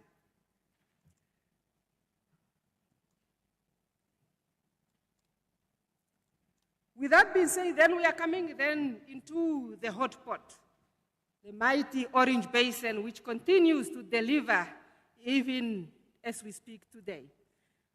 We are moving right as we are moving right into the Orange Basin, we have a block that is at the border between the Orange and the Luderitz, which we call PEL 87, owned by Pan Continental. Within this block, we are having a complex of turbidites that we call the Saturn complex, whereby we have a number of 5 features or layers that we should be able to test. And there is 2 of the prospects that we are bringing forward, that is the Oryx and the Hydrax, and they all also show a class 3 AVO indicators, and with work that is being ongoing, they are looking for an opportunity to be able to test this. If all of them come to the fore, we are going to find ourselves at a position where we have been 3 years ago with Total and are able now to move and say we are moving forward. Total made a discovery in 2022. A number of wells has been drilled in order for us to test the upside potential of that Venus discovery. We have also tested the whole entire block opportunity by making sure that we increase the volumetrics that we can be able to find in the Venus and if we are producing it. Ladies and gentlemen, today as we stand, we speak with confidence of the Venus development and its ability to move into the next phase. We are talking about being able to deliver final investment on the Venus project by 2026. And with this project, we are informing you that within the Venus, the mighty Venus, we have a development, a commercial project that we can develop with an ability to produce up to 150,000 barrels per day in terms of peak production. And that is how we see it right now. As I say, the Orange Basin keeps on delivering.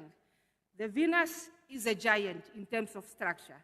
If you put it across the town of Windhoek, it runs across from Kleine Kupe all the way to Ongos Valley. That is a catchment area that we should be able to target to produce from. So with this, there's still a lot of work that is ongoing in terms of maturing then the development of the field. We know that it's ultra deep water. We know that it has some subsurface challenges, which we are working together collaboratively with all the stakeholders, NAMCOR and Total and Impact, to ensure, therefore, that we deliver a project that is world-class, that is aimed to unlock the Namibia petroleum potential and be a first producer. While we are working on the Total discovery, last year, we stood here to present to you an opportunity of, I called it the best prospect that we have ever seen within the Rhino block, just down south of the Kudu gas field. As we speak here today, the Rhino prospect, both Sagittarius and Capricornus, we are busy now at the end, just towards the tail end of getting the result. All I can say is that the results, the exploration is coming to an end, and the results are very, very encouraging.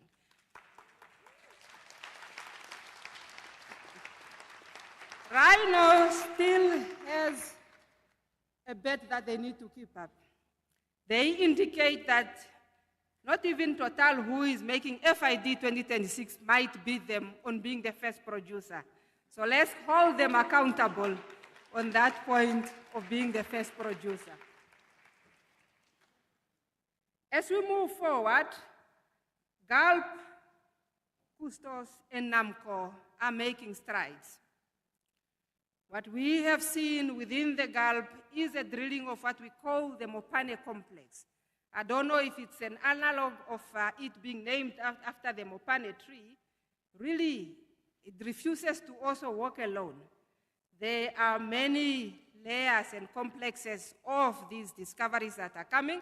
Just early this year, we drilled Mopane 3X, which was a well where we were just targeting one reservoir.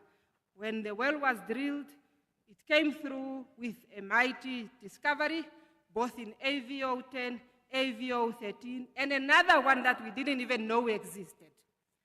So the Mopane keep also producing, And we are now working hard to making sure that we apprise this field so that then we can also be able to come back to you with the numbers in terms of what is the commerciality look like and how are we going to develop that.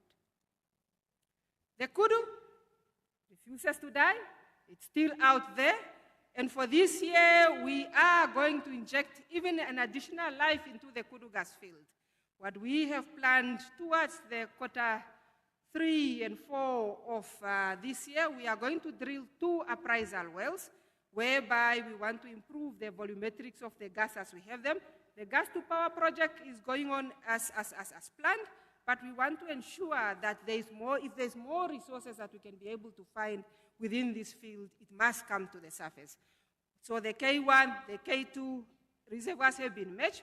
We also want now to test the K deep so that we can see whether we should be able to progress only with the 1.3 TCF or do more and design a project that is able to deliver power that we need and even more than just the power.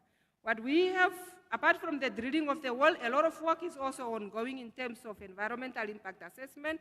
BW Energy and NAMCOR are working hard in also conducting the EIA for the transmission line, ensuring that where we are going to build the power plant, the area has also been cleared. And they have also applied for a generation license so that that gas, in terms of the value addition into Namibia, that gas should translate into stable energy and power that will be generated in Namibia. So this is going on as planned. With that, Chevron has mates, right? Allow me at this opportunity to also introduce and warmly welcome Qatar Energy as a new strategic partner into the Chevron Pearl 90. We have drilled a well last year, and that well has driven us or made us a step closer to understanding the full potential of the full Block 90. It's because of that that we are planning to drill another well already in 2026, and work have started in order for us then to improve that portfolio. Within 82, it's a very large block, very large volume of data that has been acquired. We are now busy analyzing those data so that then we can see what will be the sweet spots within 82, and there are many that we are observing and will drive them through. Exploration is a very risky business, and it can, if there's one project that can also demonstrate that, is a work and the journey that we have taken with Shell in terms of Pearl 39 for us to move it forward.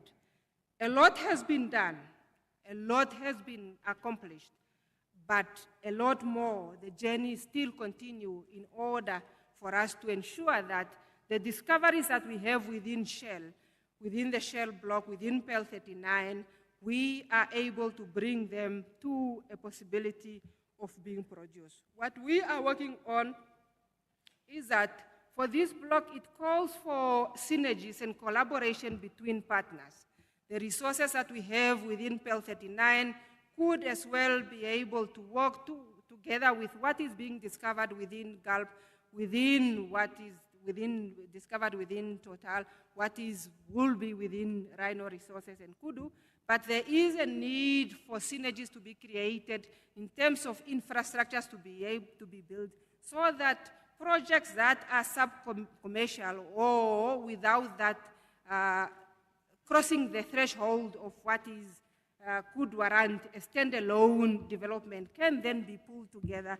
And this is a conversation that we are having right now with the partners in making sure that every single resource that has been developed must be produced.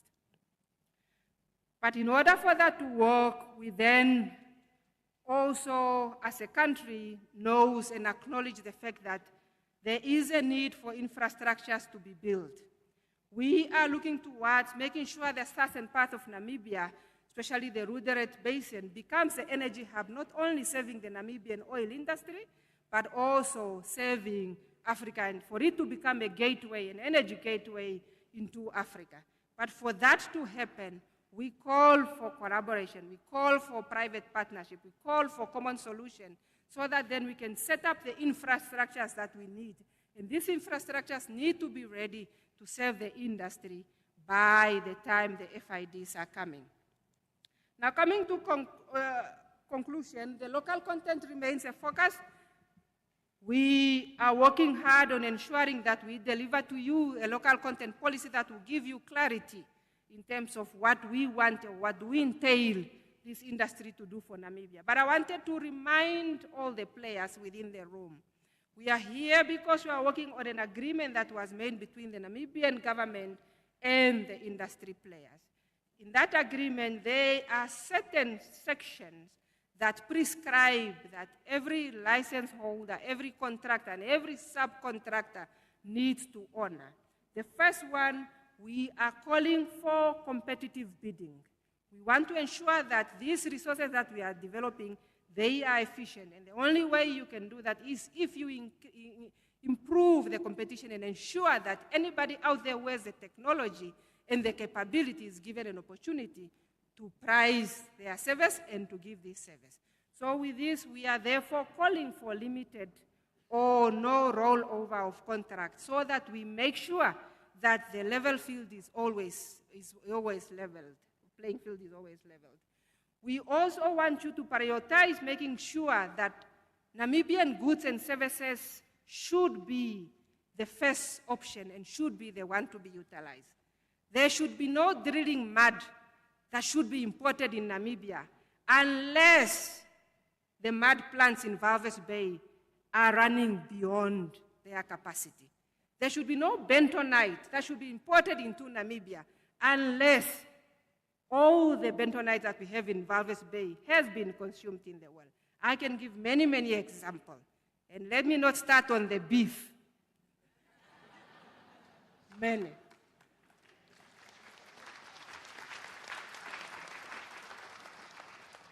We should also prioritize making sure that those businesses and those companies that have taken a leap of faith and taken a chance on Namibia by coming and developing shops and industry here in Namibia are given support, the support that they have needed.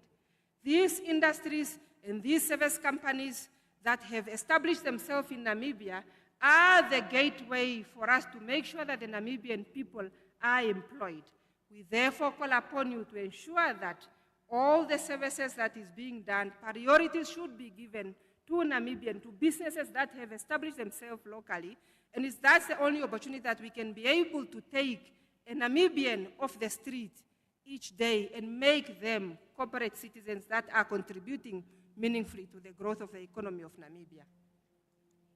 With that being said, as government, we offer you sanctity of contract, we offer you a stable economy, and we are going to offer you an industry-aligned and government-led industry. You have heard the word of Excellency the President that the Namibian government is at the fore of driving this industry. And with that, we are also making sure that we create a conducive environment for you, for your business to thrive, and for you to secure that return on your investment when you have made it in Namibia. At the same time, we are protecting our environment, and we are also vowing to deliver the most efficient barrels. And we are also vowing to ensure that all our production, as we are setting them up, they will be designed with low emission in mind. At the same time, we are offering you what Namibia has the potential for. Very, very large basin. An opportunity for exploration for all, and more discoveries to be made by the brave. With that, the outlook, the future looks very bright. This is the prospectivity of the wells and the activities that are coming. On this chart, we are right in time in terms of the well that we expect to be drilled for this year. Those that has been drilled have already been drilled. And we are looking forward also to entering a development phase. But we want you to prepare to ensure that all these wells, when they are going to be drilled, they are going to be serviced in Namibia, by Namibians, with Namibians, for the Namibian economy.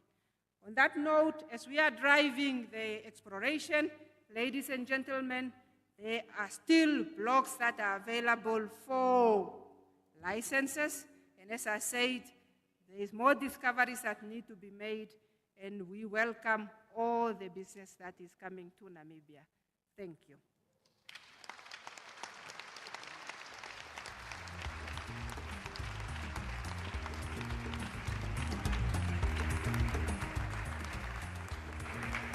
Thank you so much, Commissioner. We really appreciate the insight and detail that you've shared, and I believe the last slide is the one that certainly has us all intrigued, understanding that there still remains a great level of opportunity and that 2030 is where we're still looking to participate in our targets of making sure that we do fully capacitate ourselves with the opportunities that exist in the exploration activities that take place.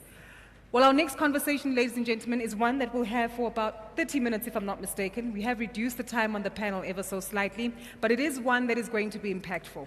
Because as the Commissioner has already highlighted, what we want to ensure is that there is an opportunity for us to continue exploring here in Namibia. But what does that look like? How do we actually build and put in together the foundations of making sure that we do create an environment for sustainable growth? What lessons can we learn from some of our peers, near and far? And most importantly, how do we ensure that we gather the necessary level of support and partnership that is required locally? Well, that does take us to the conversation around the elements of the development stage, unlocking the next phase. I'm going to invite 4 of my panelists who are going to join us on stage.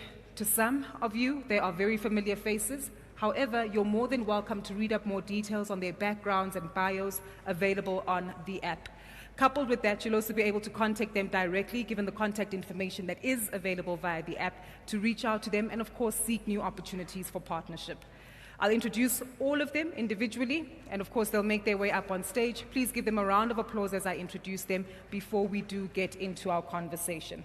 So as mentioned, I'd like to start off by welcoming to the front of the stage, representing the National Oil Company, and most importantly, an understanding of how government continues to play a critical role in making sure that our natural resources in Namibia not only benefit all and sundry in terms of profits, but also the prioritization and development of people. To help us get a better understanding of how NAMCOR specifically does prioritize collaboration and ongoing partnership for future efforts, please welcome to the front of the stage the Interim Managing Director of NAMCOR, the Petroleum Corporation of Namibia, Ms. Victoria Sibiya. Please have a seat for me in that chair.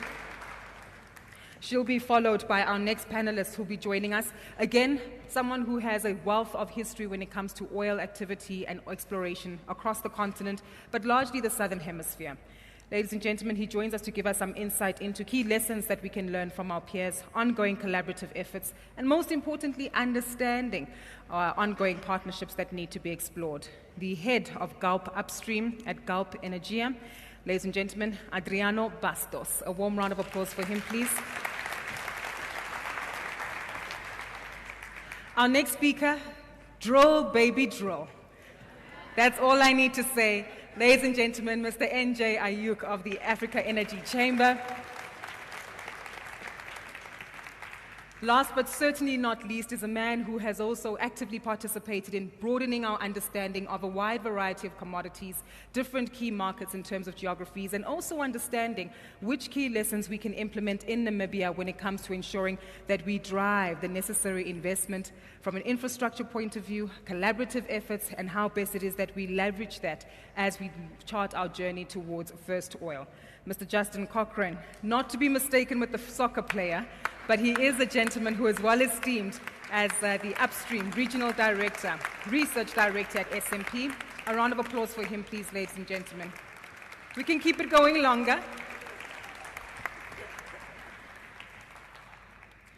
I nearly teased you about some fancy footwork there, Justin, but we won't get there just yet. Fantastic. So this is going to be a quick-fire conversation for us to make sure that we extrapolate as much data and information on the back of the expertise of our speakers here today. It's one where we will offer you the opportunity to engage in conversation and any questions, and of course for us to seek clarity given the different areas of expertise that you all bring towards the table. If one thing was made clear this morning is that we are at the precipice of change. Something's moving, it's shifting. The excitement is in the air and it's palpable, and we've been building up for quite a while. But as was mentioned by Philip earlier on today from RMB and FNB, we are patient, but we can't wait too long. But even in trying to make sure that we put ourselves into the opportunity of advancing in these goals, we need to make sure that we do it the right way, in a way that provides structure, that is strategic, and doesn't lead to chaos and disappointment. On that note, this is where I'm going to start perhaps with our first question. This one is directed to you, Victoria. On the back of the themes that have been directed and shared, the presentation that we had as well from the Commissioner, it's quite clear that opportunity does exist. But one thing that has also been established is the importance of the National Oil Company and its active participation in participating in this growth, but also driving the levels of collaboration. Maybe unpack for us as a reminder where we are in terms of NAMCOR and the strategic positioning to continue to drive growth and partner for the long term. Thank you very much. Let's try again. Thank you, Gugu. Ladies and gentlemen, NAMCOR really is a partner in all the licenses in Namibia. We do play a vital role to ensure that we develop the hydrocarbon sphere of oil and gas industry in Namibia. So following the world-class hydrocarbon discoveries offshore Namibia, we stand on the threshold of transformative era. These discoveries are not just geological milestones, they are national opportunities for NAMCOR and Namibians. As NAMCOR, your national oil company, we have a central strategic role in unlocking this next phase for the benefit of all Namibians. So first of all, our role is to ensure that these discoveries translate into real long-term value for the people of Namibia. This means working closely with our partners to ensure favorable terms and strong governance and sustainable development. Secondly, we are not just bystanders. As a partner in key exploration licenses, NAMCOR has been actively involved in upstream value chain, from data acquisition to exploration, and now into development in Pearl 56. This strategic participation builds our technical capacity and ensures we are at the heart of decision making as we move to production. This is also a form of platform where skill development, technology transfer, and knowledge sharing are held with our partners. Yep. In addition to that, as we look towards developing and monetizing this resource, NAMCOR will play an active role in shaping and possibly investing in midstream and downstream infrastructure, whether it be pipelines, terminals, or gas to power with BW Kodu. We aim to integrate hydrocarbons into a broader national energy strategy. So we do really also know that we need to produce our hydrocarbons, bear in mind that Namibia we have an energy mix policy. Mm-hmm. So we have to produce a hydrocarbon responsibly, minimizing carbon emission, and using the right technology. Thank you very much. 100%. I'm excited that you've mentioned that we are committed to the partnership. You've walked this journey for quite a while and of course are looking to making sure that you do so in a responsible manner. We are sitting in a room of a wide variety of private sector participants, all of who have been walking in camaraderie with the Namibian government. And maybe if I can get your views very briefly, and Adriano, if I want you to come in here, if we can talk about the structures, the solutions, or the template, I guess, to participating in collaborative efforts that do prove to be successful and the kind of lessons that we can learn. So maybe let's start with yourself, Adriano, just to give us your experience, given the different markets that you've worked in. What is the template as such to ensure that the collaborative efforts between independent oil companies and national oil companies lead to sustained success in the long term? First of all, it's quite scary. I'm afraid, speaking after Meg Shino and Vicky, they said everything. So what else to say? But thank you for the opportunity, Selman. Thank you for the invitation. It's an honor to be here, Honorable Prime Minister, Honorable Deputy and Minister. So it's a great honor to be here. answer your question, I mean, a template. There is no template. What we need to develop is the mindset. Maggie explained the several different basins, and also touch on our Orange Basin that is quite diverse. So each of those areas, you define different collaboration. But let's talk a little bit more about what we describe about collaboration. It is important that we collaborate in a broader scale, not only on the specific technical matter, but in a different range. Then we talk about local content. Maggie was quite clear. We need to develop local content. We need to develop in a smart and a sustainable way. We need to collaborate with all those companies so they can reach the standard that NAMCOR and independent like Galp need to execute the project. How will you do that? How will we create the inclusion programs that we bring the others that are not part of the system into the system? Then is Namibia is for us is also being a great surprise. Every day is a big smile on the face because it has unique capabilities. Has been in the past a marine repair center, a marine service center. So already have in-country capabilities that you don't find in the nearby geographies. But we don't have a capacity. How can you build capacity? How can we work with existing fishing industry that is our natural recruiting ground for our offshore workers, and at the same time allow them to replace the talents in order to have a continuous pipeline? Maybe I'd like to challenge you on that one and make it more practical and speak from your company experience as to what are you doing differently as Galp Energia to make this practical for Namibia and its people? We could say several examples. I think around 25% of our workforce of our project were local Namibians. We are proud to have the first shore base manager is a female Namibian. Then we nationalize most of our shore staff throughout the project. We start with expats, we brought experience, and we had aggressive plan to nationalize. We took risks. We collaborate a lot with NAMCOR. We create capacitation programs so they elevate their levels, so we don't have to have inspectors, so they start self-dependent. There's several stochastic examples what we're doing, and we're proud of doing so. But we like to look in the future.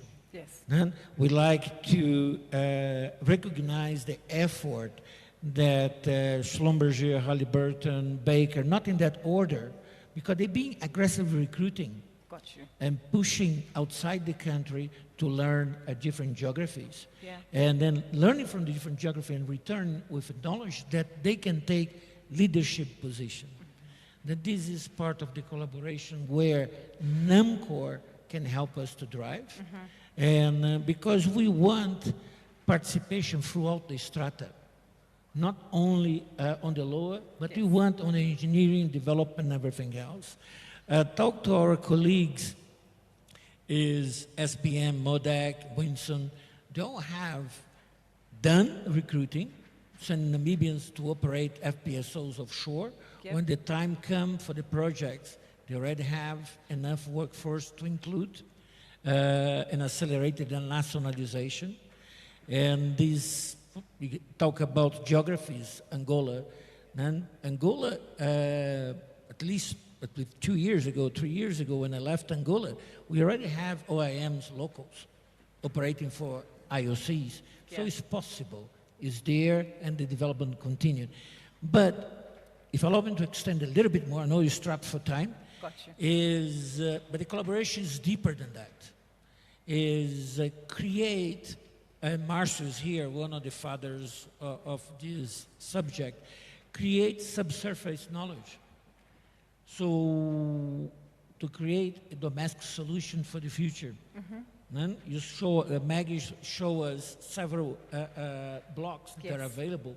I would love to have Namibian companies exploring and create their own future. Exactly. So, That might be a point and that I want us to is come back to. Several areas of collaboration where Yes. NAMCOR and IOC's independents are working together.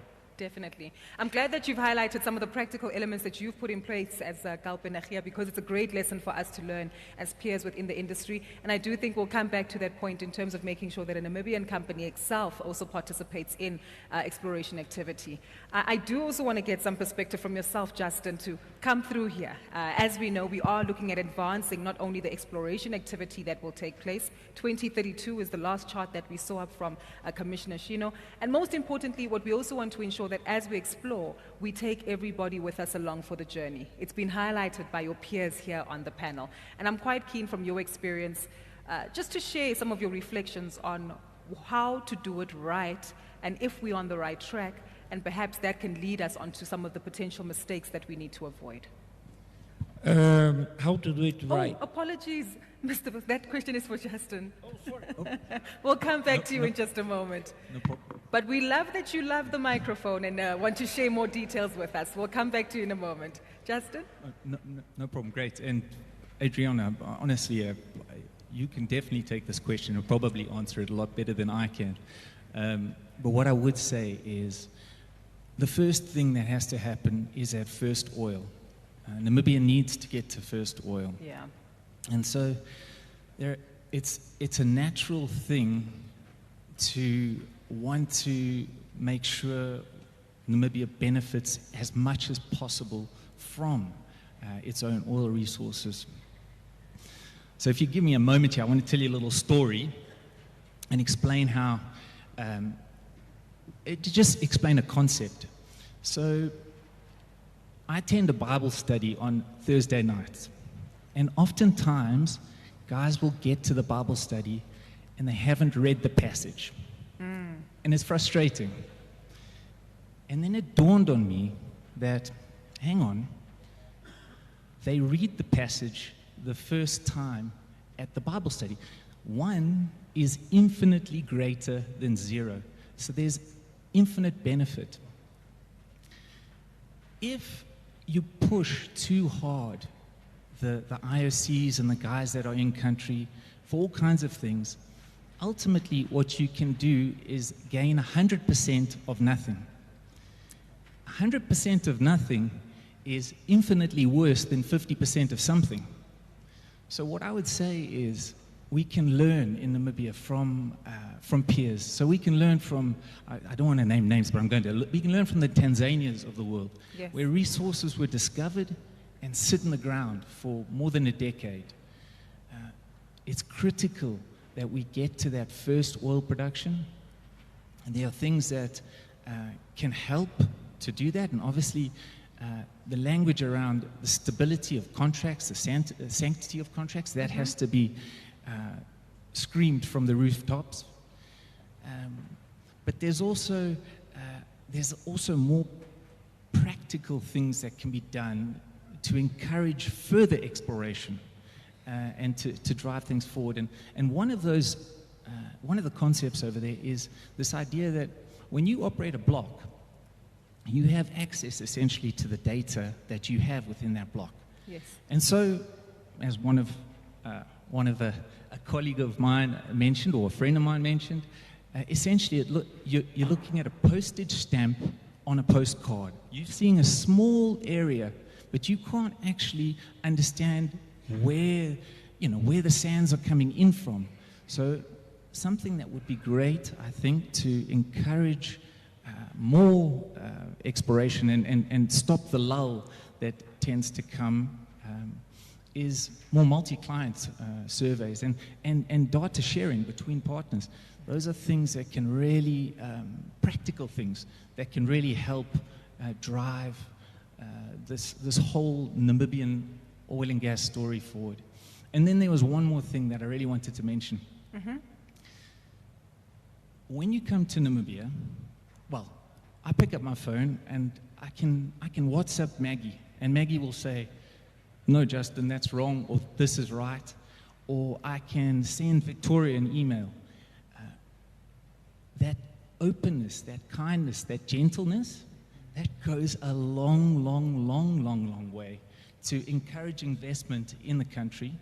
And I would venture to say, it saves you an enormous amount of money in the long run, because it's a place you want to do business. The terms don't have to be as good as a place where you don't want to do business. Got you. I think it's so important that you highlight that, because it's also indicative of the various partners that we have here in the room, that because these relationships have been forged and strengthened over time, that not only are you able to get the certainty and the clarity that you need, but there's an opportunity for ongoing engagement and exchange. And I think that in itself also speaks to heightened levels of transparency that many have called for, and we do see evidence of that given the interactions that take place. And NJ, this I guess takes me to you. As we do reflect on the various themes that have been highlighted, NAMCOR is committed to make sure that it's an active key player in the development of its people in Namibia. Also seeing that private sector companies are also proactive in following the mandate that's been shared, empowering the people of Namibia, capacitating innovators and entrepreneurs as well to grow. And as we also heard from Justin, making sure that it's a slow journey that we embark on, but most importantly, understanding the local landscape.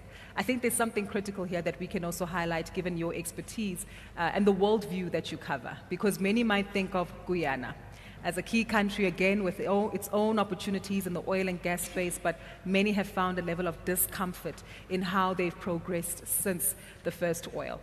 What do we need to do to avoid some of the mistakes of our international peers? Thank you, Gugu.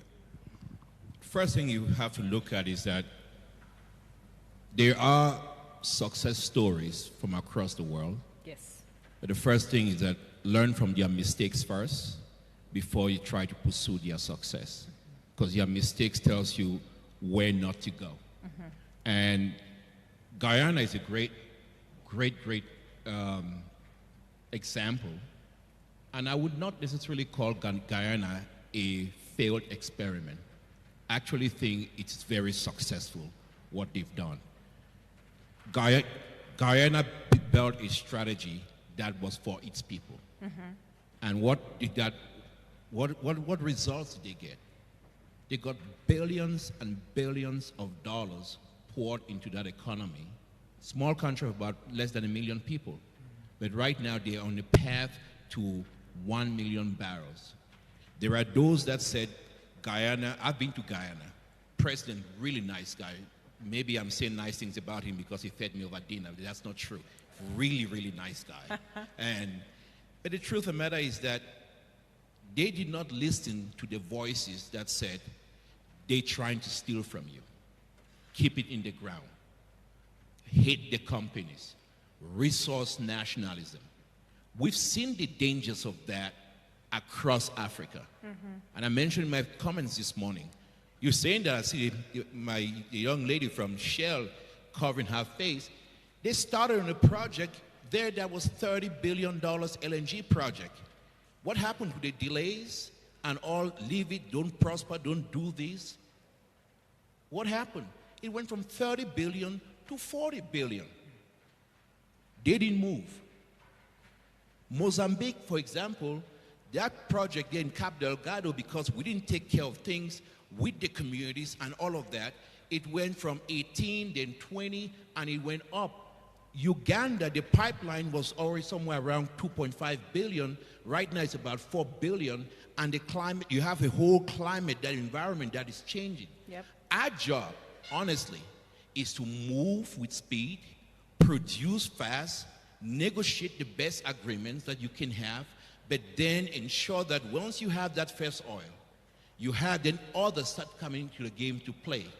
The biggest thing you see today, there is a movement across the world to stop you from producing. And we have to learn. Guyana didn't listen to that. They said we're going to produce. South Africa, I love it. I live in Johannesburg. Maybe they cancel my resident permit. But what they do, they played around, and the companies cannot even shoot seismic. You can't even shoot seismic. They played around. Total Energies that has a great discovery in Namibia, 80% of that is in South Africa. What happened? So they had big discoveries. Sorry, 80% of the Orange Basin is South Africa. They had 11A and B. We played around. We didn't do what was there. They wrote off $500 million. It's going to be tough to find somebody else to get in there. But what you do is you have an opportunity, you strike, get yourself together, but also ensure that you have Namibian champions that are driving it. Because at the end of the day, you know, I'll shift a little bit. Every Namibian don't have to be a CEO. You got to get together and partner together and work together so you can get it. So you can all try. Everybody doesn't have to say, well, you know, I'm the boss. You know. No, man. It doesn't work. Yeah. Then part of that, you're saying, you're looking at it, you say, yes, let's move it on. Look at the young people. Exactly. If you're going to produce this, you got to bring them in. I met some of the young people here today. They were saying, well, we here, you know, we like to be here. But you know what? We just want to do as the elders did. No, don't do as the elders did. Because you cannot just be reflections of what you see. I use a mirror every morning, Prime Minister. But mirrors are not to reflect what you see. It is to correct what you see. So most of the young people in our industry have to have these corrective measures on how we go. But we need to produce. Because when you produce, then that works. But we, again, I will emphasize, we need to get that local content. You need to emphasize local content, because if you don't have local content, believe you me, you're going to see young people in this continent, in this country, really putting the pressure on you. I feel sorry for you, Minister. Your young people going to be after you so bad. You need local content. Anybody that tells you that local content is bad, point them to me, I'll attack them for you. Because it's a good thing. It's a good thing. Valid point, valid point. And I believe we're on the right track, because we do see local content being reflected in the conversations that we had just a moment ago, and of course the commitment that we see from NAMCOR as well, and understanding that whilst we are slowly and steadily trying to ensure that we participate in the race, we do need to prioritize active development and walking the journey for the long haul. I'm aware that we do want to take a few questions from the floor, so I'll give you an opportunity. If there are any hands right now, please feel free to raise your hand up high and we'll get a roving mic to you. And whilst we get that roving mic to you, anyone in the audience, this is not the time to be shy.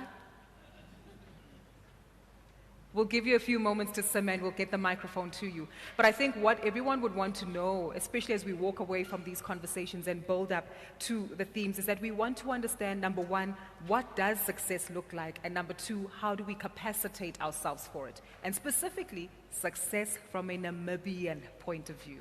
I think each of you have emphasized the fact that local content is important and that we need to ensure that it speaks to what we need within this market in partnership with independent oil producers, but also understanding the benefit that it should have from an environment point of view, society, and of course the prioritization of governance as that continues to provide clarity. I'd like to come back to you, Victoria. Success, what does that look like from NAMCOR's point of view as we look to ensure that we unlock the new phase and go to first oil?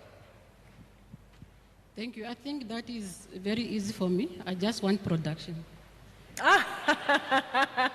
Give us a number then. Okay. Metrics. You just want production. Yeah, I think really for us to be able to recognize that we really heading towards realized production, we need to make certain things happen because we need to attract investment.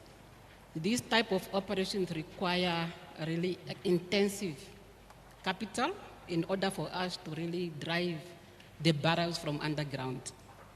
So that being said, we need to work on our legislations. Being said, we do have sound physical terms in Namibia. We do have a very stable environment. I think investors are still happy with us, but there's still room to improve. In addition to that, we need to ensure that we really start talking. We need early coordination between government operators, service providers on shared infrastructure investment. We need to bring kudu out from underground. That have to happen in order for us also to drive confidence from investors. In addition to that, we need ongoing dialogue with communities, civil society, private sector, to align expectations and mitigate risks. Because if we don't make Namibians happy, in the long run, we are going to reach a deadlock. So we have to ensure that we do have policies that allows Namibian nation to participate equally. In addition to that, to ensure that investors really are on the table together with government when we are drawing those plans to ensure that Namibia benefits. 100%. Thank you. Production, it's been clear. Whether in the Orange Basin or Luderitz, whether it's Project Rhino or Kudu, production is what we're looking for from a NAMCOR point of view. Adriano, what does success look like for you in terms of this ongoing partnership as we journey to first oil? Well, success has several axes, but probably the highest one is sustainable development. So we talk about production. I like to talk about profitable production. Aha. So bring from returns. An IOC. Well, from the IOC for the country. Yes. So the government will have a nice participation on the outcome. And we like to have local content and a competitive local content. That means we collaborate, we create opportunities, but needs to be competitive. We need to retain Namibia attractiveness. And if we are successful in our local content, they become international competitive. So they start participating. Not only the opportunities that we create locally, but they are sustainable and they can go outside Namibia and compete in the international market. Success is social inclusion. So we bring all this part of the population that has aspirations.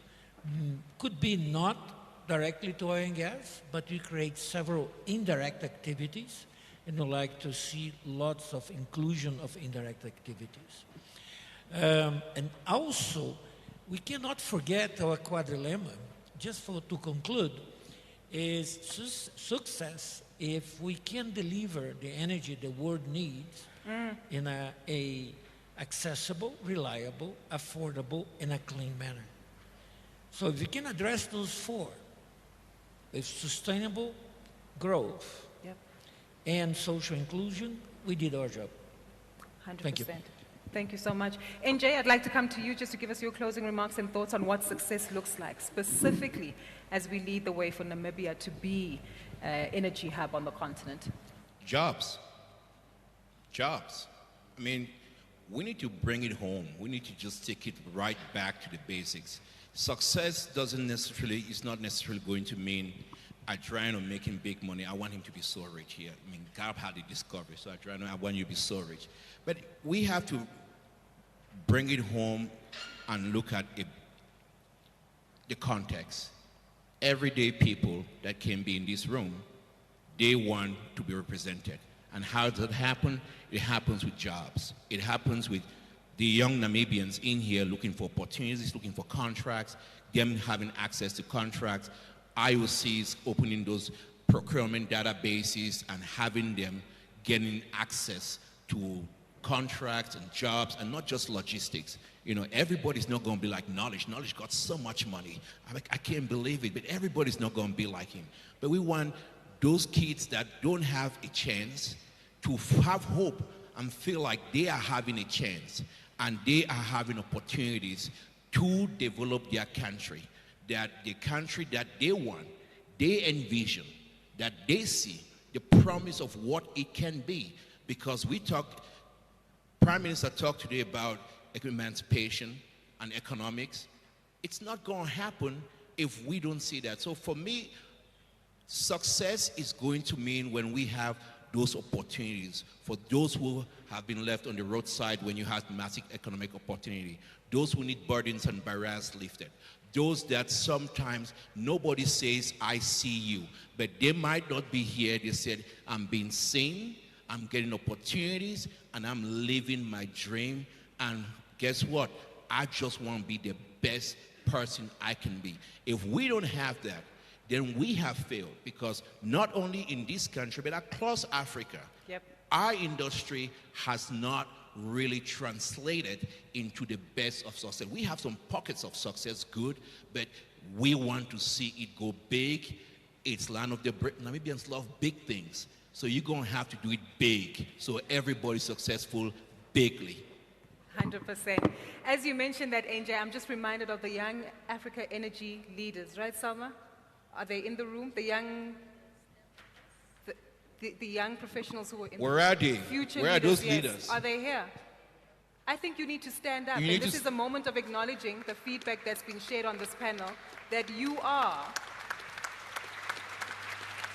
Yep. And a few more that side. Google, I like them. You want to bam bam, you want to chill with the big boys. You're in the room with them. Now you can chill with the big boys.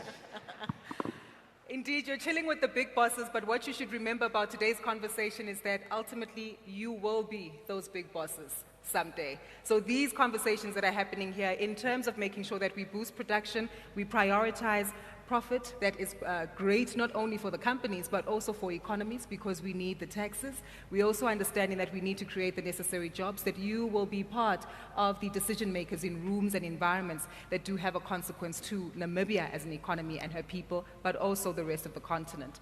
On that note, we're giving you the tough one, Justin, to wrap it up for us in terms of your concluding remarks, especially based on what success looks like. And I think your space is also quite intriguing, because when we do take a look at commodities and resources, they shifted by political noise. They shifted by prices and sentiment. And whether the sentiment is great or positive, then it enhances the level of volatility. And I don't think that we should be viewing the value of commodity prices as the key metric for drive to actually propel us into action. So from your perspective, I'm not sure if you agree with my view, but I'm keen to understand what success looks like to you.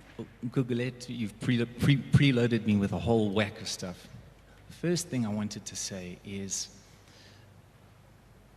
oil and gas in Namibia is the cream on top of the cake. The economy is already diversified. We have diamond mining, fishing, copper mining. We have all kinds of things. We have cattle farming, all this kind of stuff.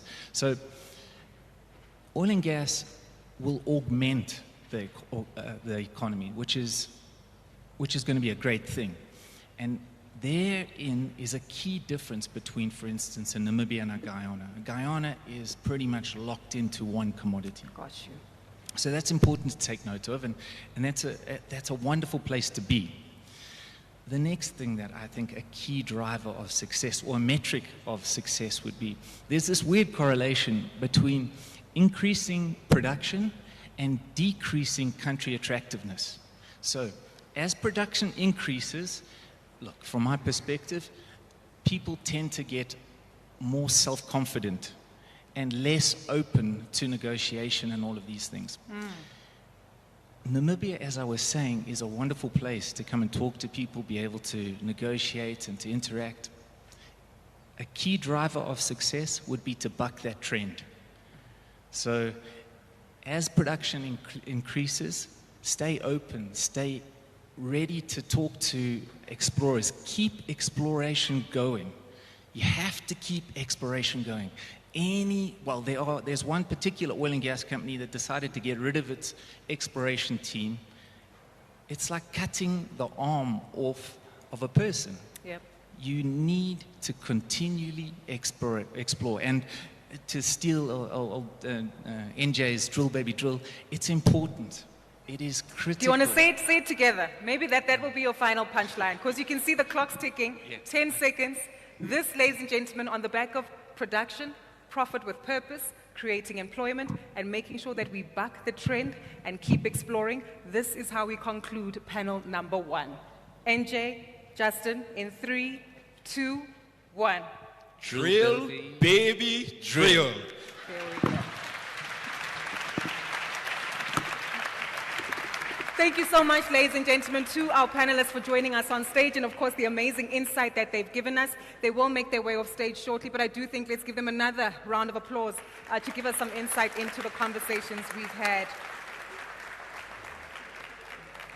I'm aware that there's a brief photo opportunity. To those of you who are making your way out of the room, please bear in mind we just have 2 more sessions left, one presentation in particular for us to fully understand the opportunities that do continue to exist, especially in the market, and also a follow-up panel discussion where we'll understand some of the leadership and resources that are required. So I know it's been a long day. We'll get your leg stretch in, but do stay with us in the room because there are 2 sessions that we are going to follow up on shortly. With that said, I'd like to welcome to the front of the stage our next speaker, who will get ready to give us some insight into these themes, specifically on how best we can build a more resilient future for Namibia.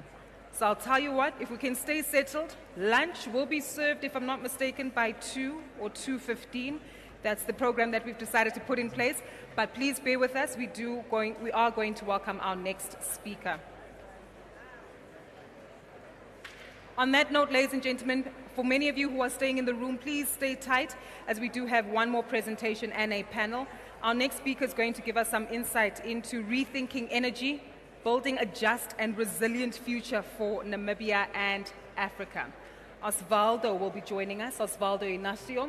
He'll be joining us to give us some insight as the Executive Director of Sonagol, as well as Chairman of Sonals, in terms of their integrated logistics services. Bear with us, ladies and gentlemen. We have 2 more sessions, then we'll take a break for lunch. But if Osvaldo could please join us to the front of the stage for this next presentation. Bem-vindo a Sonils. Somos pioneiros no setor logístico de serviços integrados em Angola.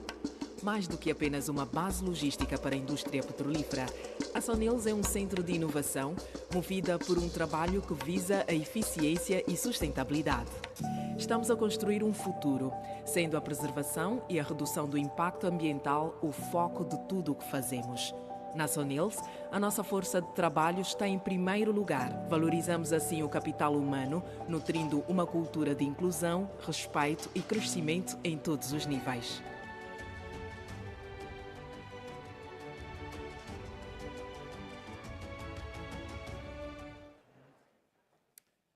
Good afternoon. This is a very tough spot to be because I'm between you and lunch.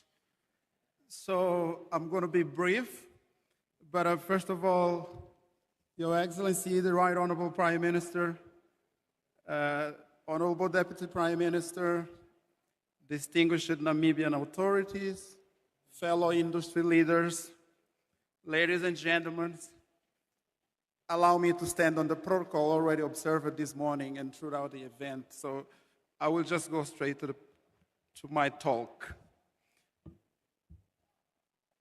My team wanted to be politically correct, so when putting together this talk, and they teamed it Rethinking Energy, Building a Just and Resilient Future for Namibia and Africa. But what I really want to talk about is oil and gas. And we shouldn't be afraid or ashamed of talking about oil and gas.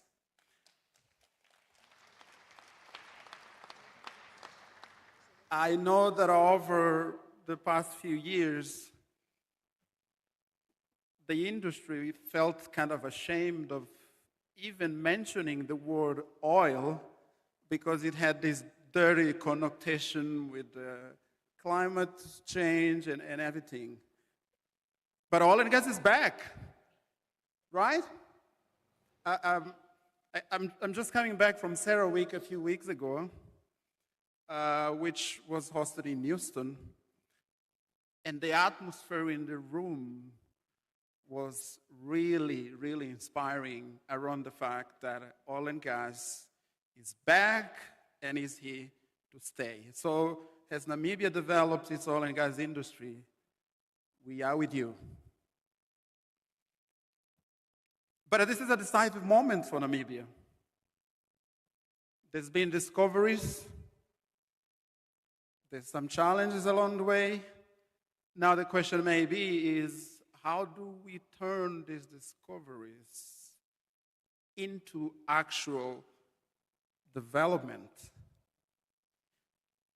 overall economic development, social development, etc., etc.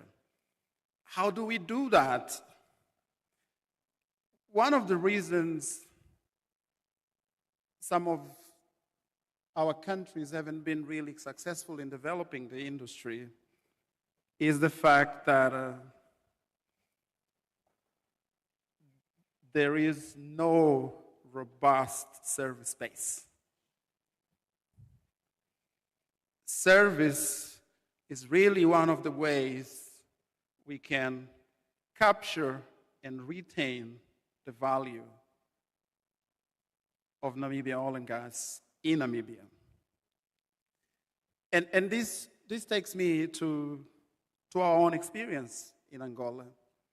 As you all know, we've been producing oil for over 50 years, maybe a little bit more, almost 60 years. And we've learned over the years the importance of making sure three things are in place. One, infrastructure. Very critical in making sure we are providing the right support to offshore exploration and production.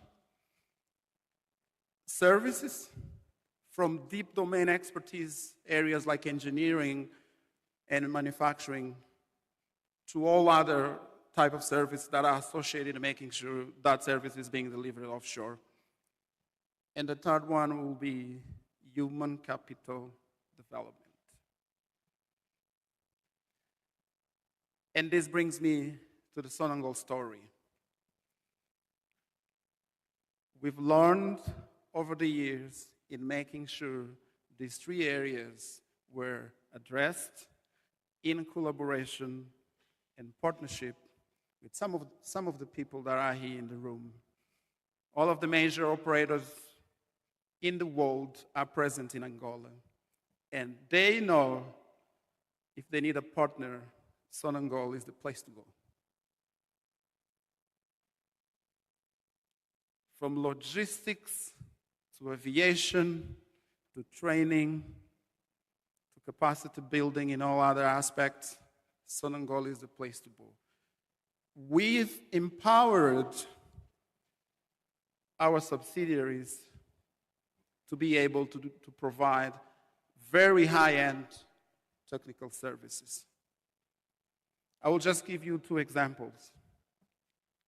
Sonair, our aviation company, is a preferred helicopter provider for some of the operators that are here in the room.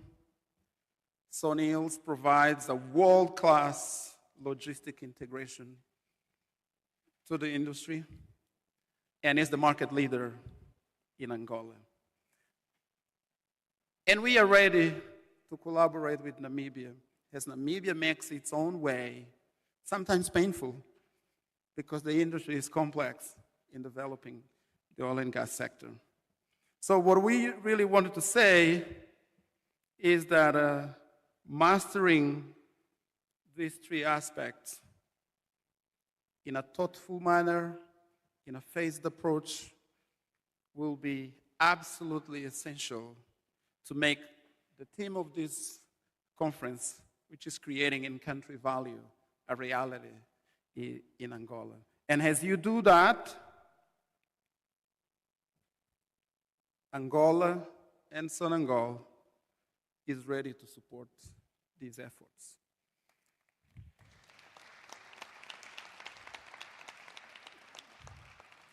We have a track record of doing that.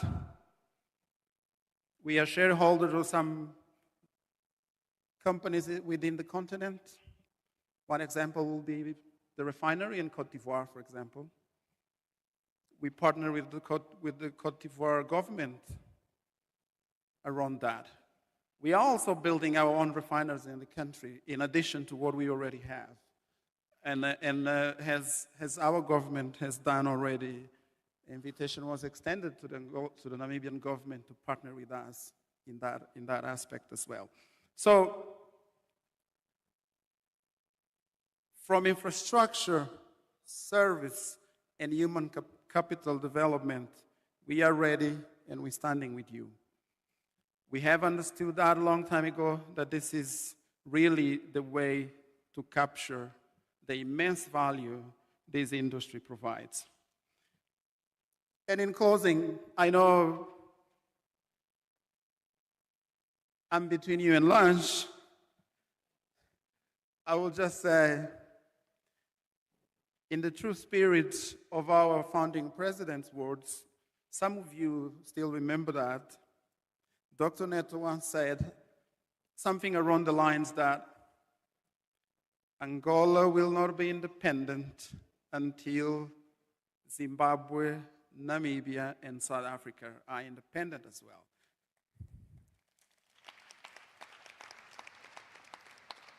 Bringing that to this reality today, I will say to the Namibian authorities that are here and the business community in general, like we say in true African fashion, if you want to go far, go alone. But if you want to go fast, go alone. But if you want to go far, can we say it together? Go together. So go together with us, Prime Minister. We are ready to support these efforts. Thank you.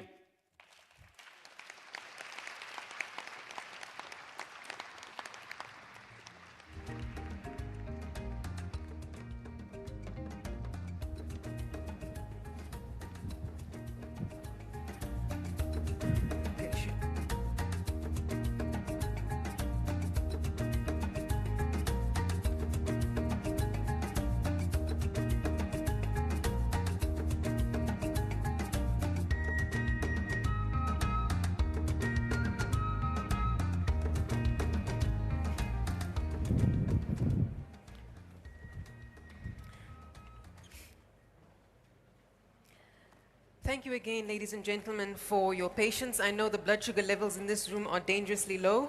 If Osvaldo thought that he was the bad guy, I know that I am, but I will ensure that the next panel will be as short as possible. Lunch will be served at exactly 2, and the next panel will be exactly 30 minutes. But before we begin our panel, could we please stand and observe the departure of the Right Honourable Prime Minister, who is unfortunately about to leave the venue, as well as the Deputy Prime Minister. Thank you again for indulging us. In the meantime, Namibia's energy sector is poised for transformative growth, but realizing its full potential requires creating in-country value through local content, skill development, and supplier participation.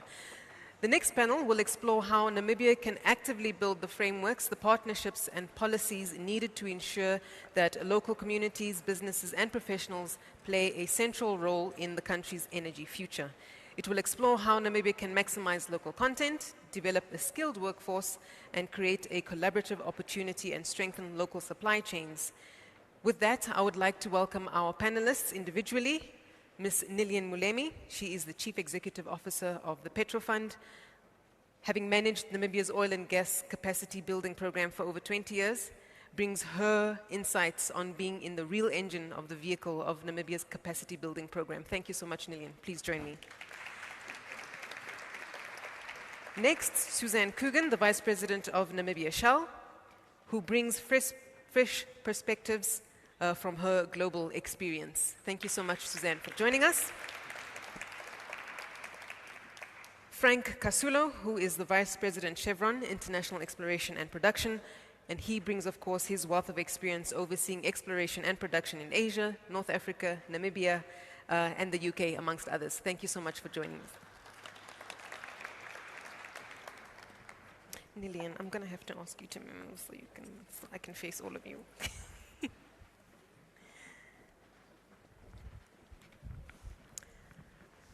And Salma will also be joining, the other Salma, Senior, will be joining the panel as soon as she is done with her national duties.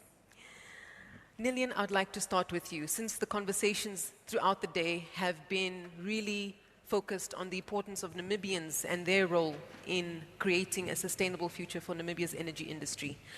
What foundational steps do you think are needed to establish a robust and effective local content framework, in your opinion? Thank you very much, Salma. There are two key issues with the questions that you have asked. One is the framework, and the second one is foundational steps. I'll start with the framework. The framework is important because it's a tool that would provide the legal guidelines on local content. In Namibia, the current legal guidelines are embedded in our petroleum laws, but we've gone as further as drafting a national upstream local content policy. Within that policy, if you had a time to review it, it has key instruments that we would like to see as tools for local content. We would like to see capacity being built. We would like to see high levels of transparency. We would like to see that our wealth is managed very well. We would like to see that we use local services and goods from our country. So that's the framework. But I want to spend a lot of time on speaking about foundational steps, because this is where it becomes very important. You've got the laws, but what are you doing about it? The first one, from a host country's perspective, in terms of foundational steps, we should be able to coordinate what is taking place within the sector. There must be institutions that are dedicated to coordinate the activities of the sector. You've noted that during explorations, you will have had contact with the Ministry of Industries, Mines and Energy. You will have engaged NAMCOR, the National Oil Company. You would also will have engaged the Petro Fund. But as we move towards production, all other key players in terms of stakeholders have to come to the play. We would like to see immigration being active in supporting the oil and gas industry. The Ministry of Environment, that has been a key player, we would like to see them being active. The ports, and so on and so forth. So we would like to make sure that all institutions have dedicated personnel to support the oil and gas industry. The next one is competency and dedicated personnel, very important. You've heard from some of the speakers that we answer messages in the middle of the night sometimes when there is a call. It's commitment. So all these institutions that are to support the sector should be properly capacitated with individuals that can render service to the sector. We would like to see compliance and enforcement. When there is failure to comply with local laws, there must be tools to enforce. And lastly, but not the least, leadership. You've noted that through our incoming government, the Prime Minister was here, gave a speech on behalf of the President, that there's leadership which is dedicated and committed to support the sector. This is from a host country, and I'll speak very briefly about everybody else. And here we're talking about operators and service companies. You also need to play your part. Firstly, from a local content perspective, we would like to see dedicated open-mindedness. We would like to see innovation. We would like to see voluntary compliance. You need not laws to make you comply. So we would like to see that kind of attitude from the operators. We would like to see, as a foundational step, that you hire local personnel. If they are not available, you train them. Yeah? This should be your commitment as building the foundations to make sure that we have successful local content. We would like to see contracts that are open. When there are contracts available, please announce them publicly. Ensure that contracts are unbundled. Ensure that contracts are not rolled over. Ensure that communities are engaged so that they are aware of what is happening within the sector. We would like you to ensure that you provide, if you can, financial support so that the private sector can participate. We would like you to use local goods and services. Understand the gaps within the market, understand the challenges that are there, and where there is lack of goods and services, yes, you can procure outside the country, but put in interventions to make sure that in the long term, these services are rendered in country. We would like you to invest in education. There must be funding that will support that education takes place so that we build the relevant skills. So from the foundational steps in general, those are what I would call low-hanging interventions that we can do to make sure that we've got a robust local content. Yeah. Thank you. Thank you, Nillian. And I think it's important that you've highlighted something important about the fact that there are a number of key stakeholders that must play a role. There's, I think, a perception that it is the role of either the IOC or of the government specifically to create these opportunities for Namibians to follow through. But I think it's, I'm glad that you've made everyone aware that it is a multi-stakeholder effort. And in terms of implementation, Frank, are there any global or regional examples that Namibia could draw from in implementing those foundational frameworks that have been highlighted by Nillian? Thank you, and good afternoon. It's really a privilege to be here today. Selma, thanks for hosting the panel. When I reflected on this topic last year, Suzanne and I had an opportunity to really be here and talk about gender equity. That's about building an inclusive work environment. And today, this topic, the local content's about building an inclusive energy industry in Namibia. So I have equal passion for both. I think about the remarks that NJ made today and absolutely inspired by what he said. And we think about, with Chevron, we think about enabling human progress and improving lives. This is at the heart of what we do. And the remarks that NJ made really brought that home. And so I think about local content in the same context. But our mission, of course, is to safely deliver energy, reliably, affordably, in a lower carbon environment. And to do that competitively, and Gal, Upstream Head was on the stage, to do it competitively, local content is absolute necessity. To compete over the long term in this business, we have to have the ability to produce the lowest cost commodities here in Namibia. And that's tied to local content. So yeah, I have the privilege of working across 11 geographies, so I did a little bit of research on kind of what it means to bring best practices to Namibia. And I was thinking back on Indonesia, where we've operated for over 99 years. Last year was 100th year. And what we've achieved there is something remarkable. We've developed an industry whereby I would say each and every individual that touches the energy industry, Chevron had a part in training and developing them.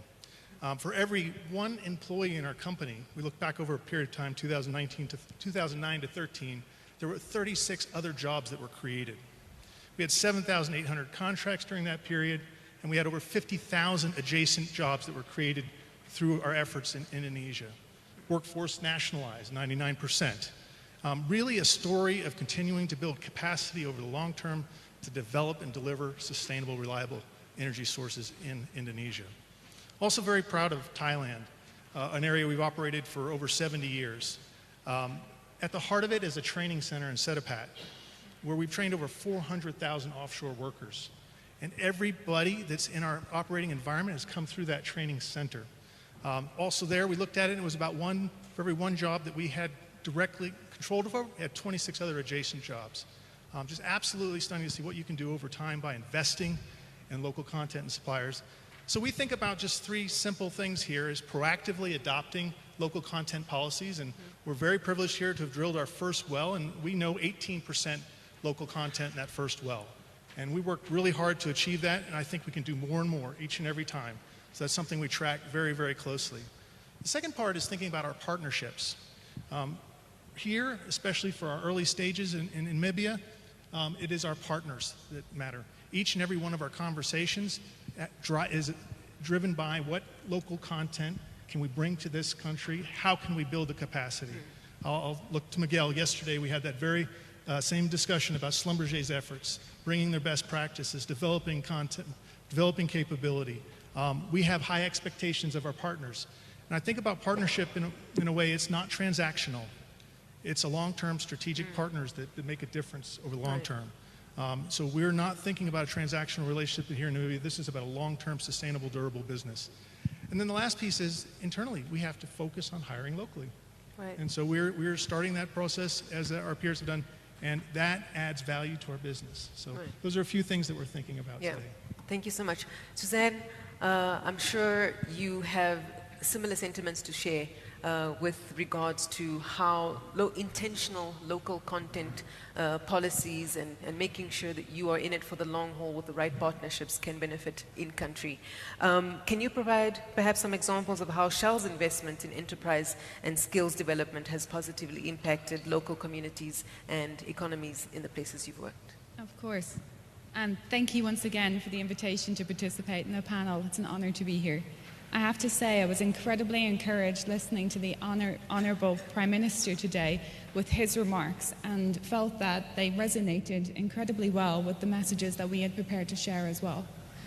So in summary, Shell is present today in about 70 different markets. We employ 95,000 people, roughly 95,000 people, and we provide about 3% of the world's energy on any given day. With that comes a huge responsibility, and that responsibility is balanced with our accountability to bring our local communities along with us. We don't do this because we have to do it. We do it because it's the right thing to do, and also because this is what we believe in, being part of the communities in which we operate in on a day-to-day basis. So if we take it more locally and we consider Namibia, there are a few areas I'd like to share where we've been incredibly active. And the first one is really understanding the skills and the capabilities that exist in Namibia today. And we've commissioned a baseline study jointly with TotalEnergies that was executed locally here by Deloitte to really understand what the current status is of the skills, the capabilities, and what gaps exist that we need to help in filling. And those gaps can be filled by training, by development, by coaching or investment. So that's one of the areas that we're very, very proud of and that we now understand where we should be focusing on when we go forward. Secondly, it's investing in the local communities and the local enterprises that exist. For us, this is an incredibly important element of our investments, simply because it also incentivizes the communities which we work in. And this is something that we're very much focusing on. And the third one, and we've heard a lot about it today, is what we actually physically do to invest in training and development, making sure that we can bring individuals along and give them equal opportunities to grow in the workspace. We have worked with Empower NamBiz in conjunction with SME Compete, and that is a program that I think we've had 180 people come through. And in that program, they get mentoring, they get training, and they also get professional skills development. Out of that 180, I think about 40 of them have now received investments or funding from us or from that group so that they can go and launch their own micro and small businesses. And I'm very proud to say, on the topic of gender equality, a lot of the people in that group are female. So we've got a very high, and I think, majority representation within that group that we're funding. So I'm very proud of that. And I would also add, you can look back and say that oil companies or energy companies really contribute by paying royalties and taxes. Yes, that's what we're required to do. But it's this piece where we really take the approach of partnership with our communities and with the people in the countries in which we work that makes us proud to be here in Namibia and proud to be within the other countries in which we're active. It also makes us a good neighbour and hopefully a partner of choice, not just for other businesses, but also other governments who want to work with us as well. Thank you so much, Suzanne. Lillian, I think Shell and both Chevron have provided very good examples of what can be achieved if the right stakeholders pull together in the right direction. And obviously, considering, relatively speaking, Namibia is still in its industry diapers compared to other countries in the region. What do you think are the key roles that mentorship and upskilling play in making sure that those skills transfer happen within the time that we have the IOCs in country? Thank you very much for the question, Selma. The oil and gas industry in Namibia has been in exploration phase. Yeah? We are all excited about the fact that prospects for production are becoming real. We are also excited about the fact that field development, final investment decision by one of the operators is becoming real. We also know that as a country, we've had an economy that has existed and that has been vibrant. We've had the fishing industry, mining, tourism, transport, and name it. We also have statistics telling us that 70% of our population are youth. So all these are good ingredients that should tell you that what you need to do in order to prepare the country to participate from an employment perspective in the emerging sector is upskilling, reskilling, and literally training. Yeah? So these are very important tools that can be used to address the participation of locals. And when you talk about upskilling, reskilling, training, these are not interventions that can be performed by the host country on their own. They will require players within the sector to take the initiative and take in young, able, willing young Namibians that have primary competences and give them an opportunity for internships, collaborating with experts that have worked in the industry for many years, give them opportunities for on-the-job training. We also know that at the moment, we don't have that industry. So this can only work if there are collaborations to have these young persons taken into jurisdictions where the industry is mature. So extremely vital that these interventions are put in place now than later. And I'm happy to report that we've seen proactiveness in such interventions taking place. Right now, there are nearly 80 Namibians that are deployed in various jurisdictions with an intention to prepare them for opportunities that are yet to emerge. We've got Namibians, and thank you for the team from Angola. We've got Namibians that are deployed in Angola. For my colleagues that are from Ghana, we've got Namibians that are in Ghana, in Central Africa. My colleagues from Europe, we've got Namibians in France, in Malaysia, and several other jurisdictions. But this is a tip of the iceberg. Should this industry move to production, we are going to need a lot more of young people that can be deployed so that we meet local content interests of the country. So we call upon all those that have operations and are willing to partner with us so that we fast-track such interventions.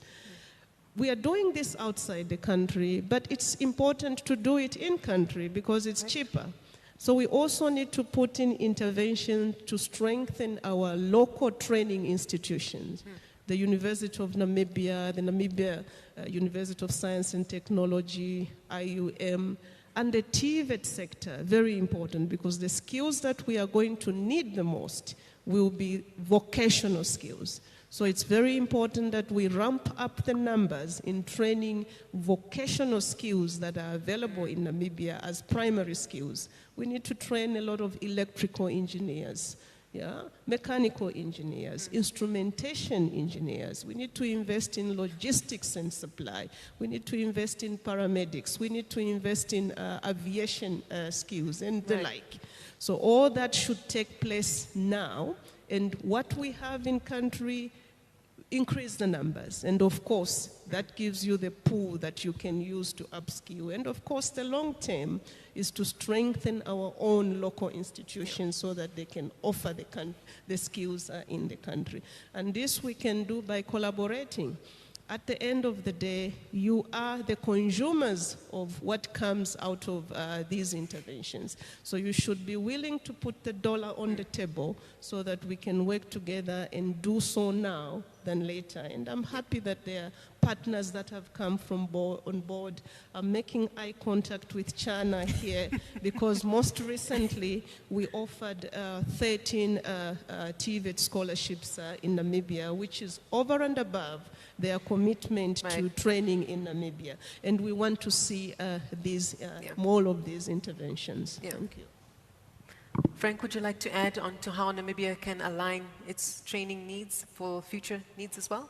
Yeah, thank you. I'd really love to build on Lillian's comments, and it's a privilege for Chevron to be a partner in the Petra Fund and see the early stages of really advancing those opportunities through scholarships. Thanks for the partnership.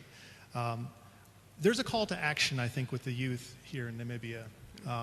We need to inspire them to think about continuing to advance their education around the sciences, the technology piece, getting into schools and exposing them to what oil and gas industry means for them in the future of it. supporting them. We need to think about our universities. We partner around the world to help enhance and build curriculums that support oil and gas industry. Sounds simple, but it takes a lot of work. It takes years to develop that. Working with those universities and partnering with them is very, very important. We have a large network of universities across the world that we bring to the areas that we work to help partner and strengthen the education systems. And then we talked about recruiting the very best through scholarships and otherwise to come into our industry and train and develop them. I see Namibia has an extraordinary amount of talent. I mean, the education that many that have applied for our jobs is extraordinary. But there is this opportunity to bring the practical side of our business to the educated workforce that we have here, and I see that happening. Again, I'll refer to our colleagues at Schlumberger. We talked about that ability. If you're a young Namibian that's just finished a Petrotech degree or otherwise, look for those service providers. Look for the Schlumbergers, the Halliburtons, the Baker Hugheses. Get the practical experience. Find a way offshore. Find your way into the rooms where they're studying the maps, the geology, the seismic. Get in the room and get practical experience, because there's no doubt that the education that most are receiving here and bring to this industry is extraordinary. And then think about a future where it's led by Namibians for Namibians here, and it starts with education, and it really means that we have to have a persistent approach to that. So that's what we believe. Right. Suzanne, you've held a number of roles in several locations in your career. Are there any lessons, perhaps, that you can share from countries that are on the cusp of producing or being producing nations that Namibia can learn from? Thank you. And if I look across the different geographies that I've had the privilege of working with over the last few decades, thinking all the way back to Egypt, we're there 110 years. We've got Brunei coming up to 100 years this decade. Then also countries like Malaysia, Singapore, Nigeria, of course, and then we're 10 years this year, or end of last year, back in Namibia. So we do have a long track record and a long history. What's been incredibly important is to learn. I think NJ, he's getting quoted again, he said it, you look in the mirror not to see what's working well, but figure out what you need to fix, or some variation of that. I think that's really important. We look back at what we've done in these countries, what we've done incredibly well, and where we can do better. And of course, the context changes in every environment that you're in. So if I reflect back and think also on Petrofund, I would like to actually acknowledge and recognize that that is world leading in terms of an approach to take. Success here, and building on what Frank said as well, is really going to take cooperation and collaboration. And the fact that there's a strategic partnership put in place, which we're delighted to be part of, is actually an incredible step forward in accelerating those steps.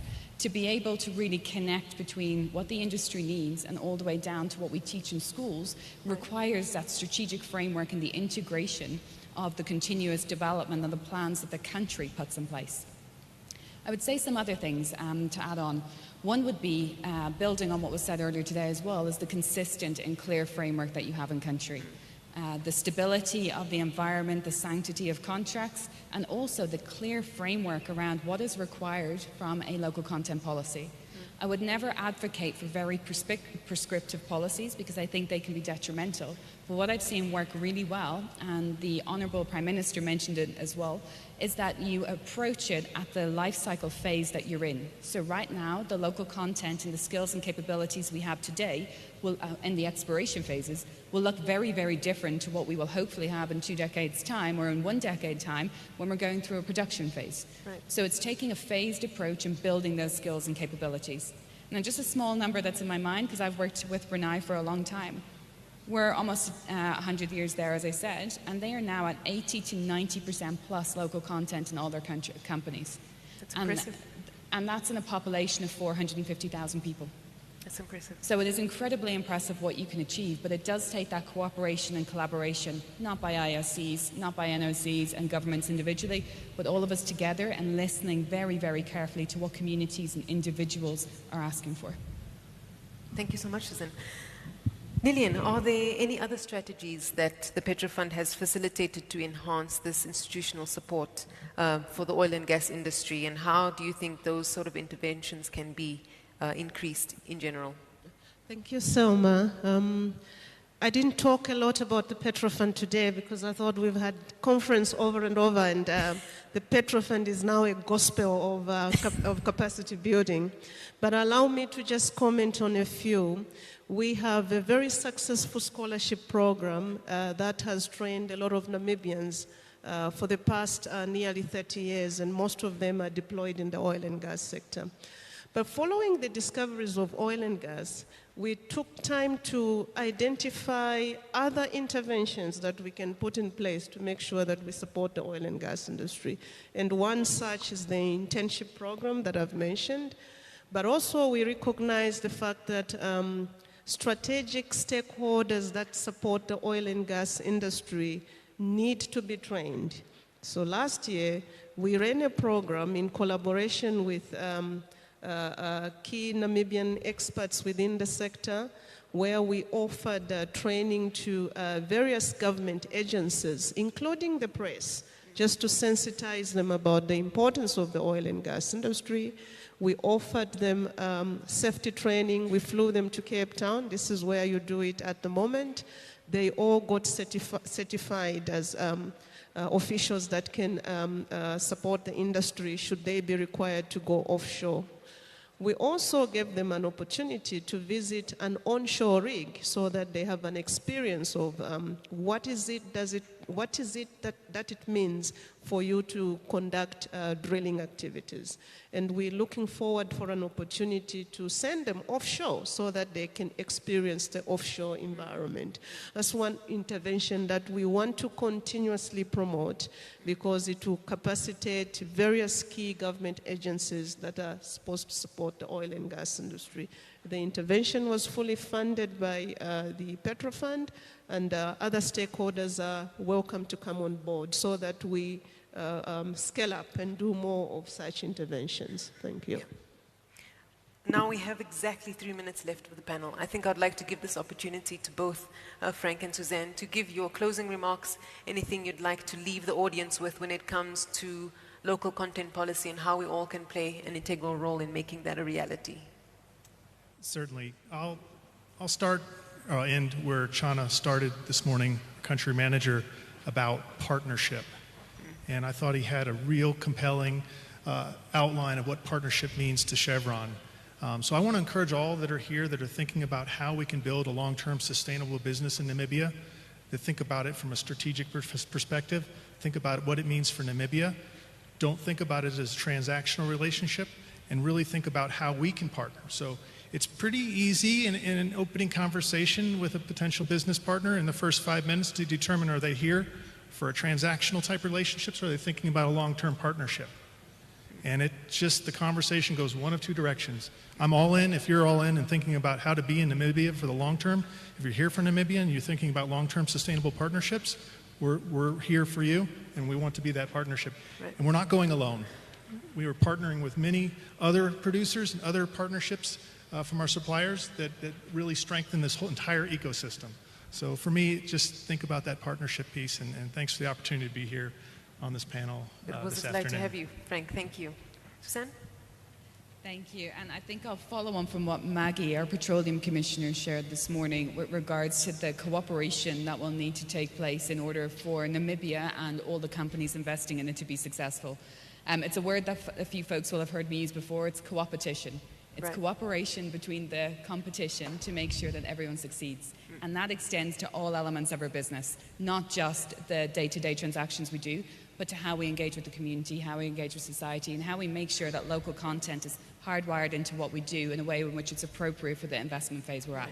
So I just look to everyone around the room, and I think our sentiments are all very much shared, that that is the approach that we want to take going forward, and we commit to doing so. Right. Fantastic. Thank you so much for your contributions and insights on this panel. And I'm sure that our audience have some other questions that they would like to pose. And feel free to take those questions with you to the lunch break, which I officially open. Thank you for being such strong soldiers. We will be back in this venue at 3 o'clock as we continue our deliberations. Thank you so much, everyone.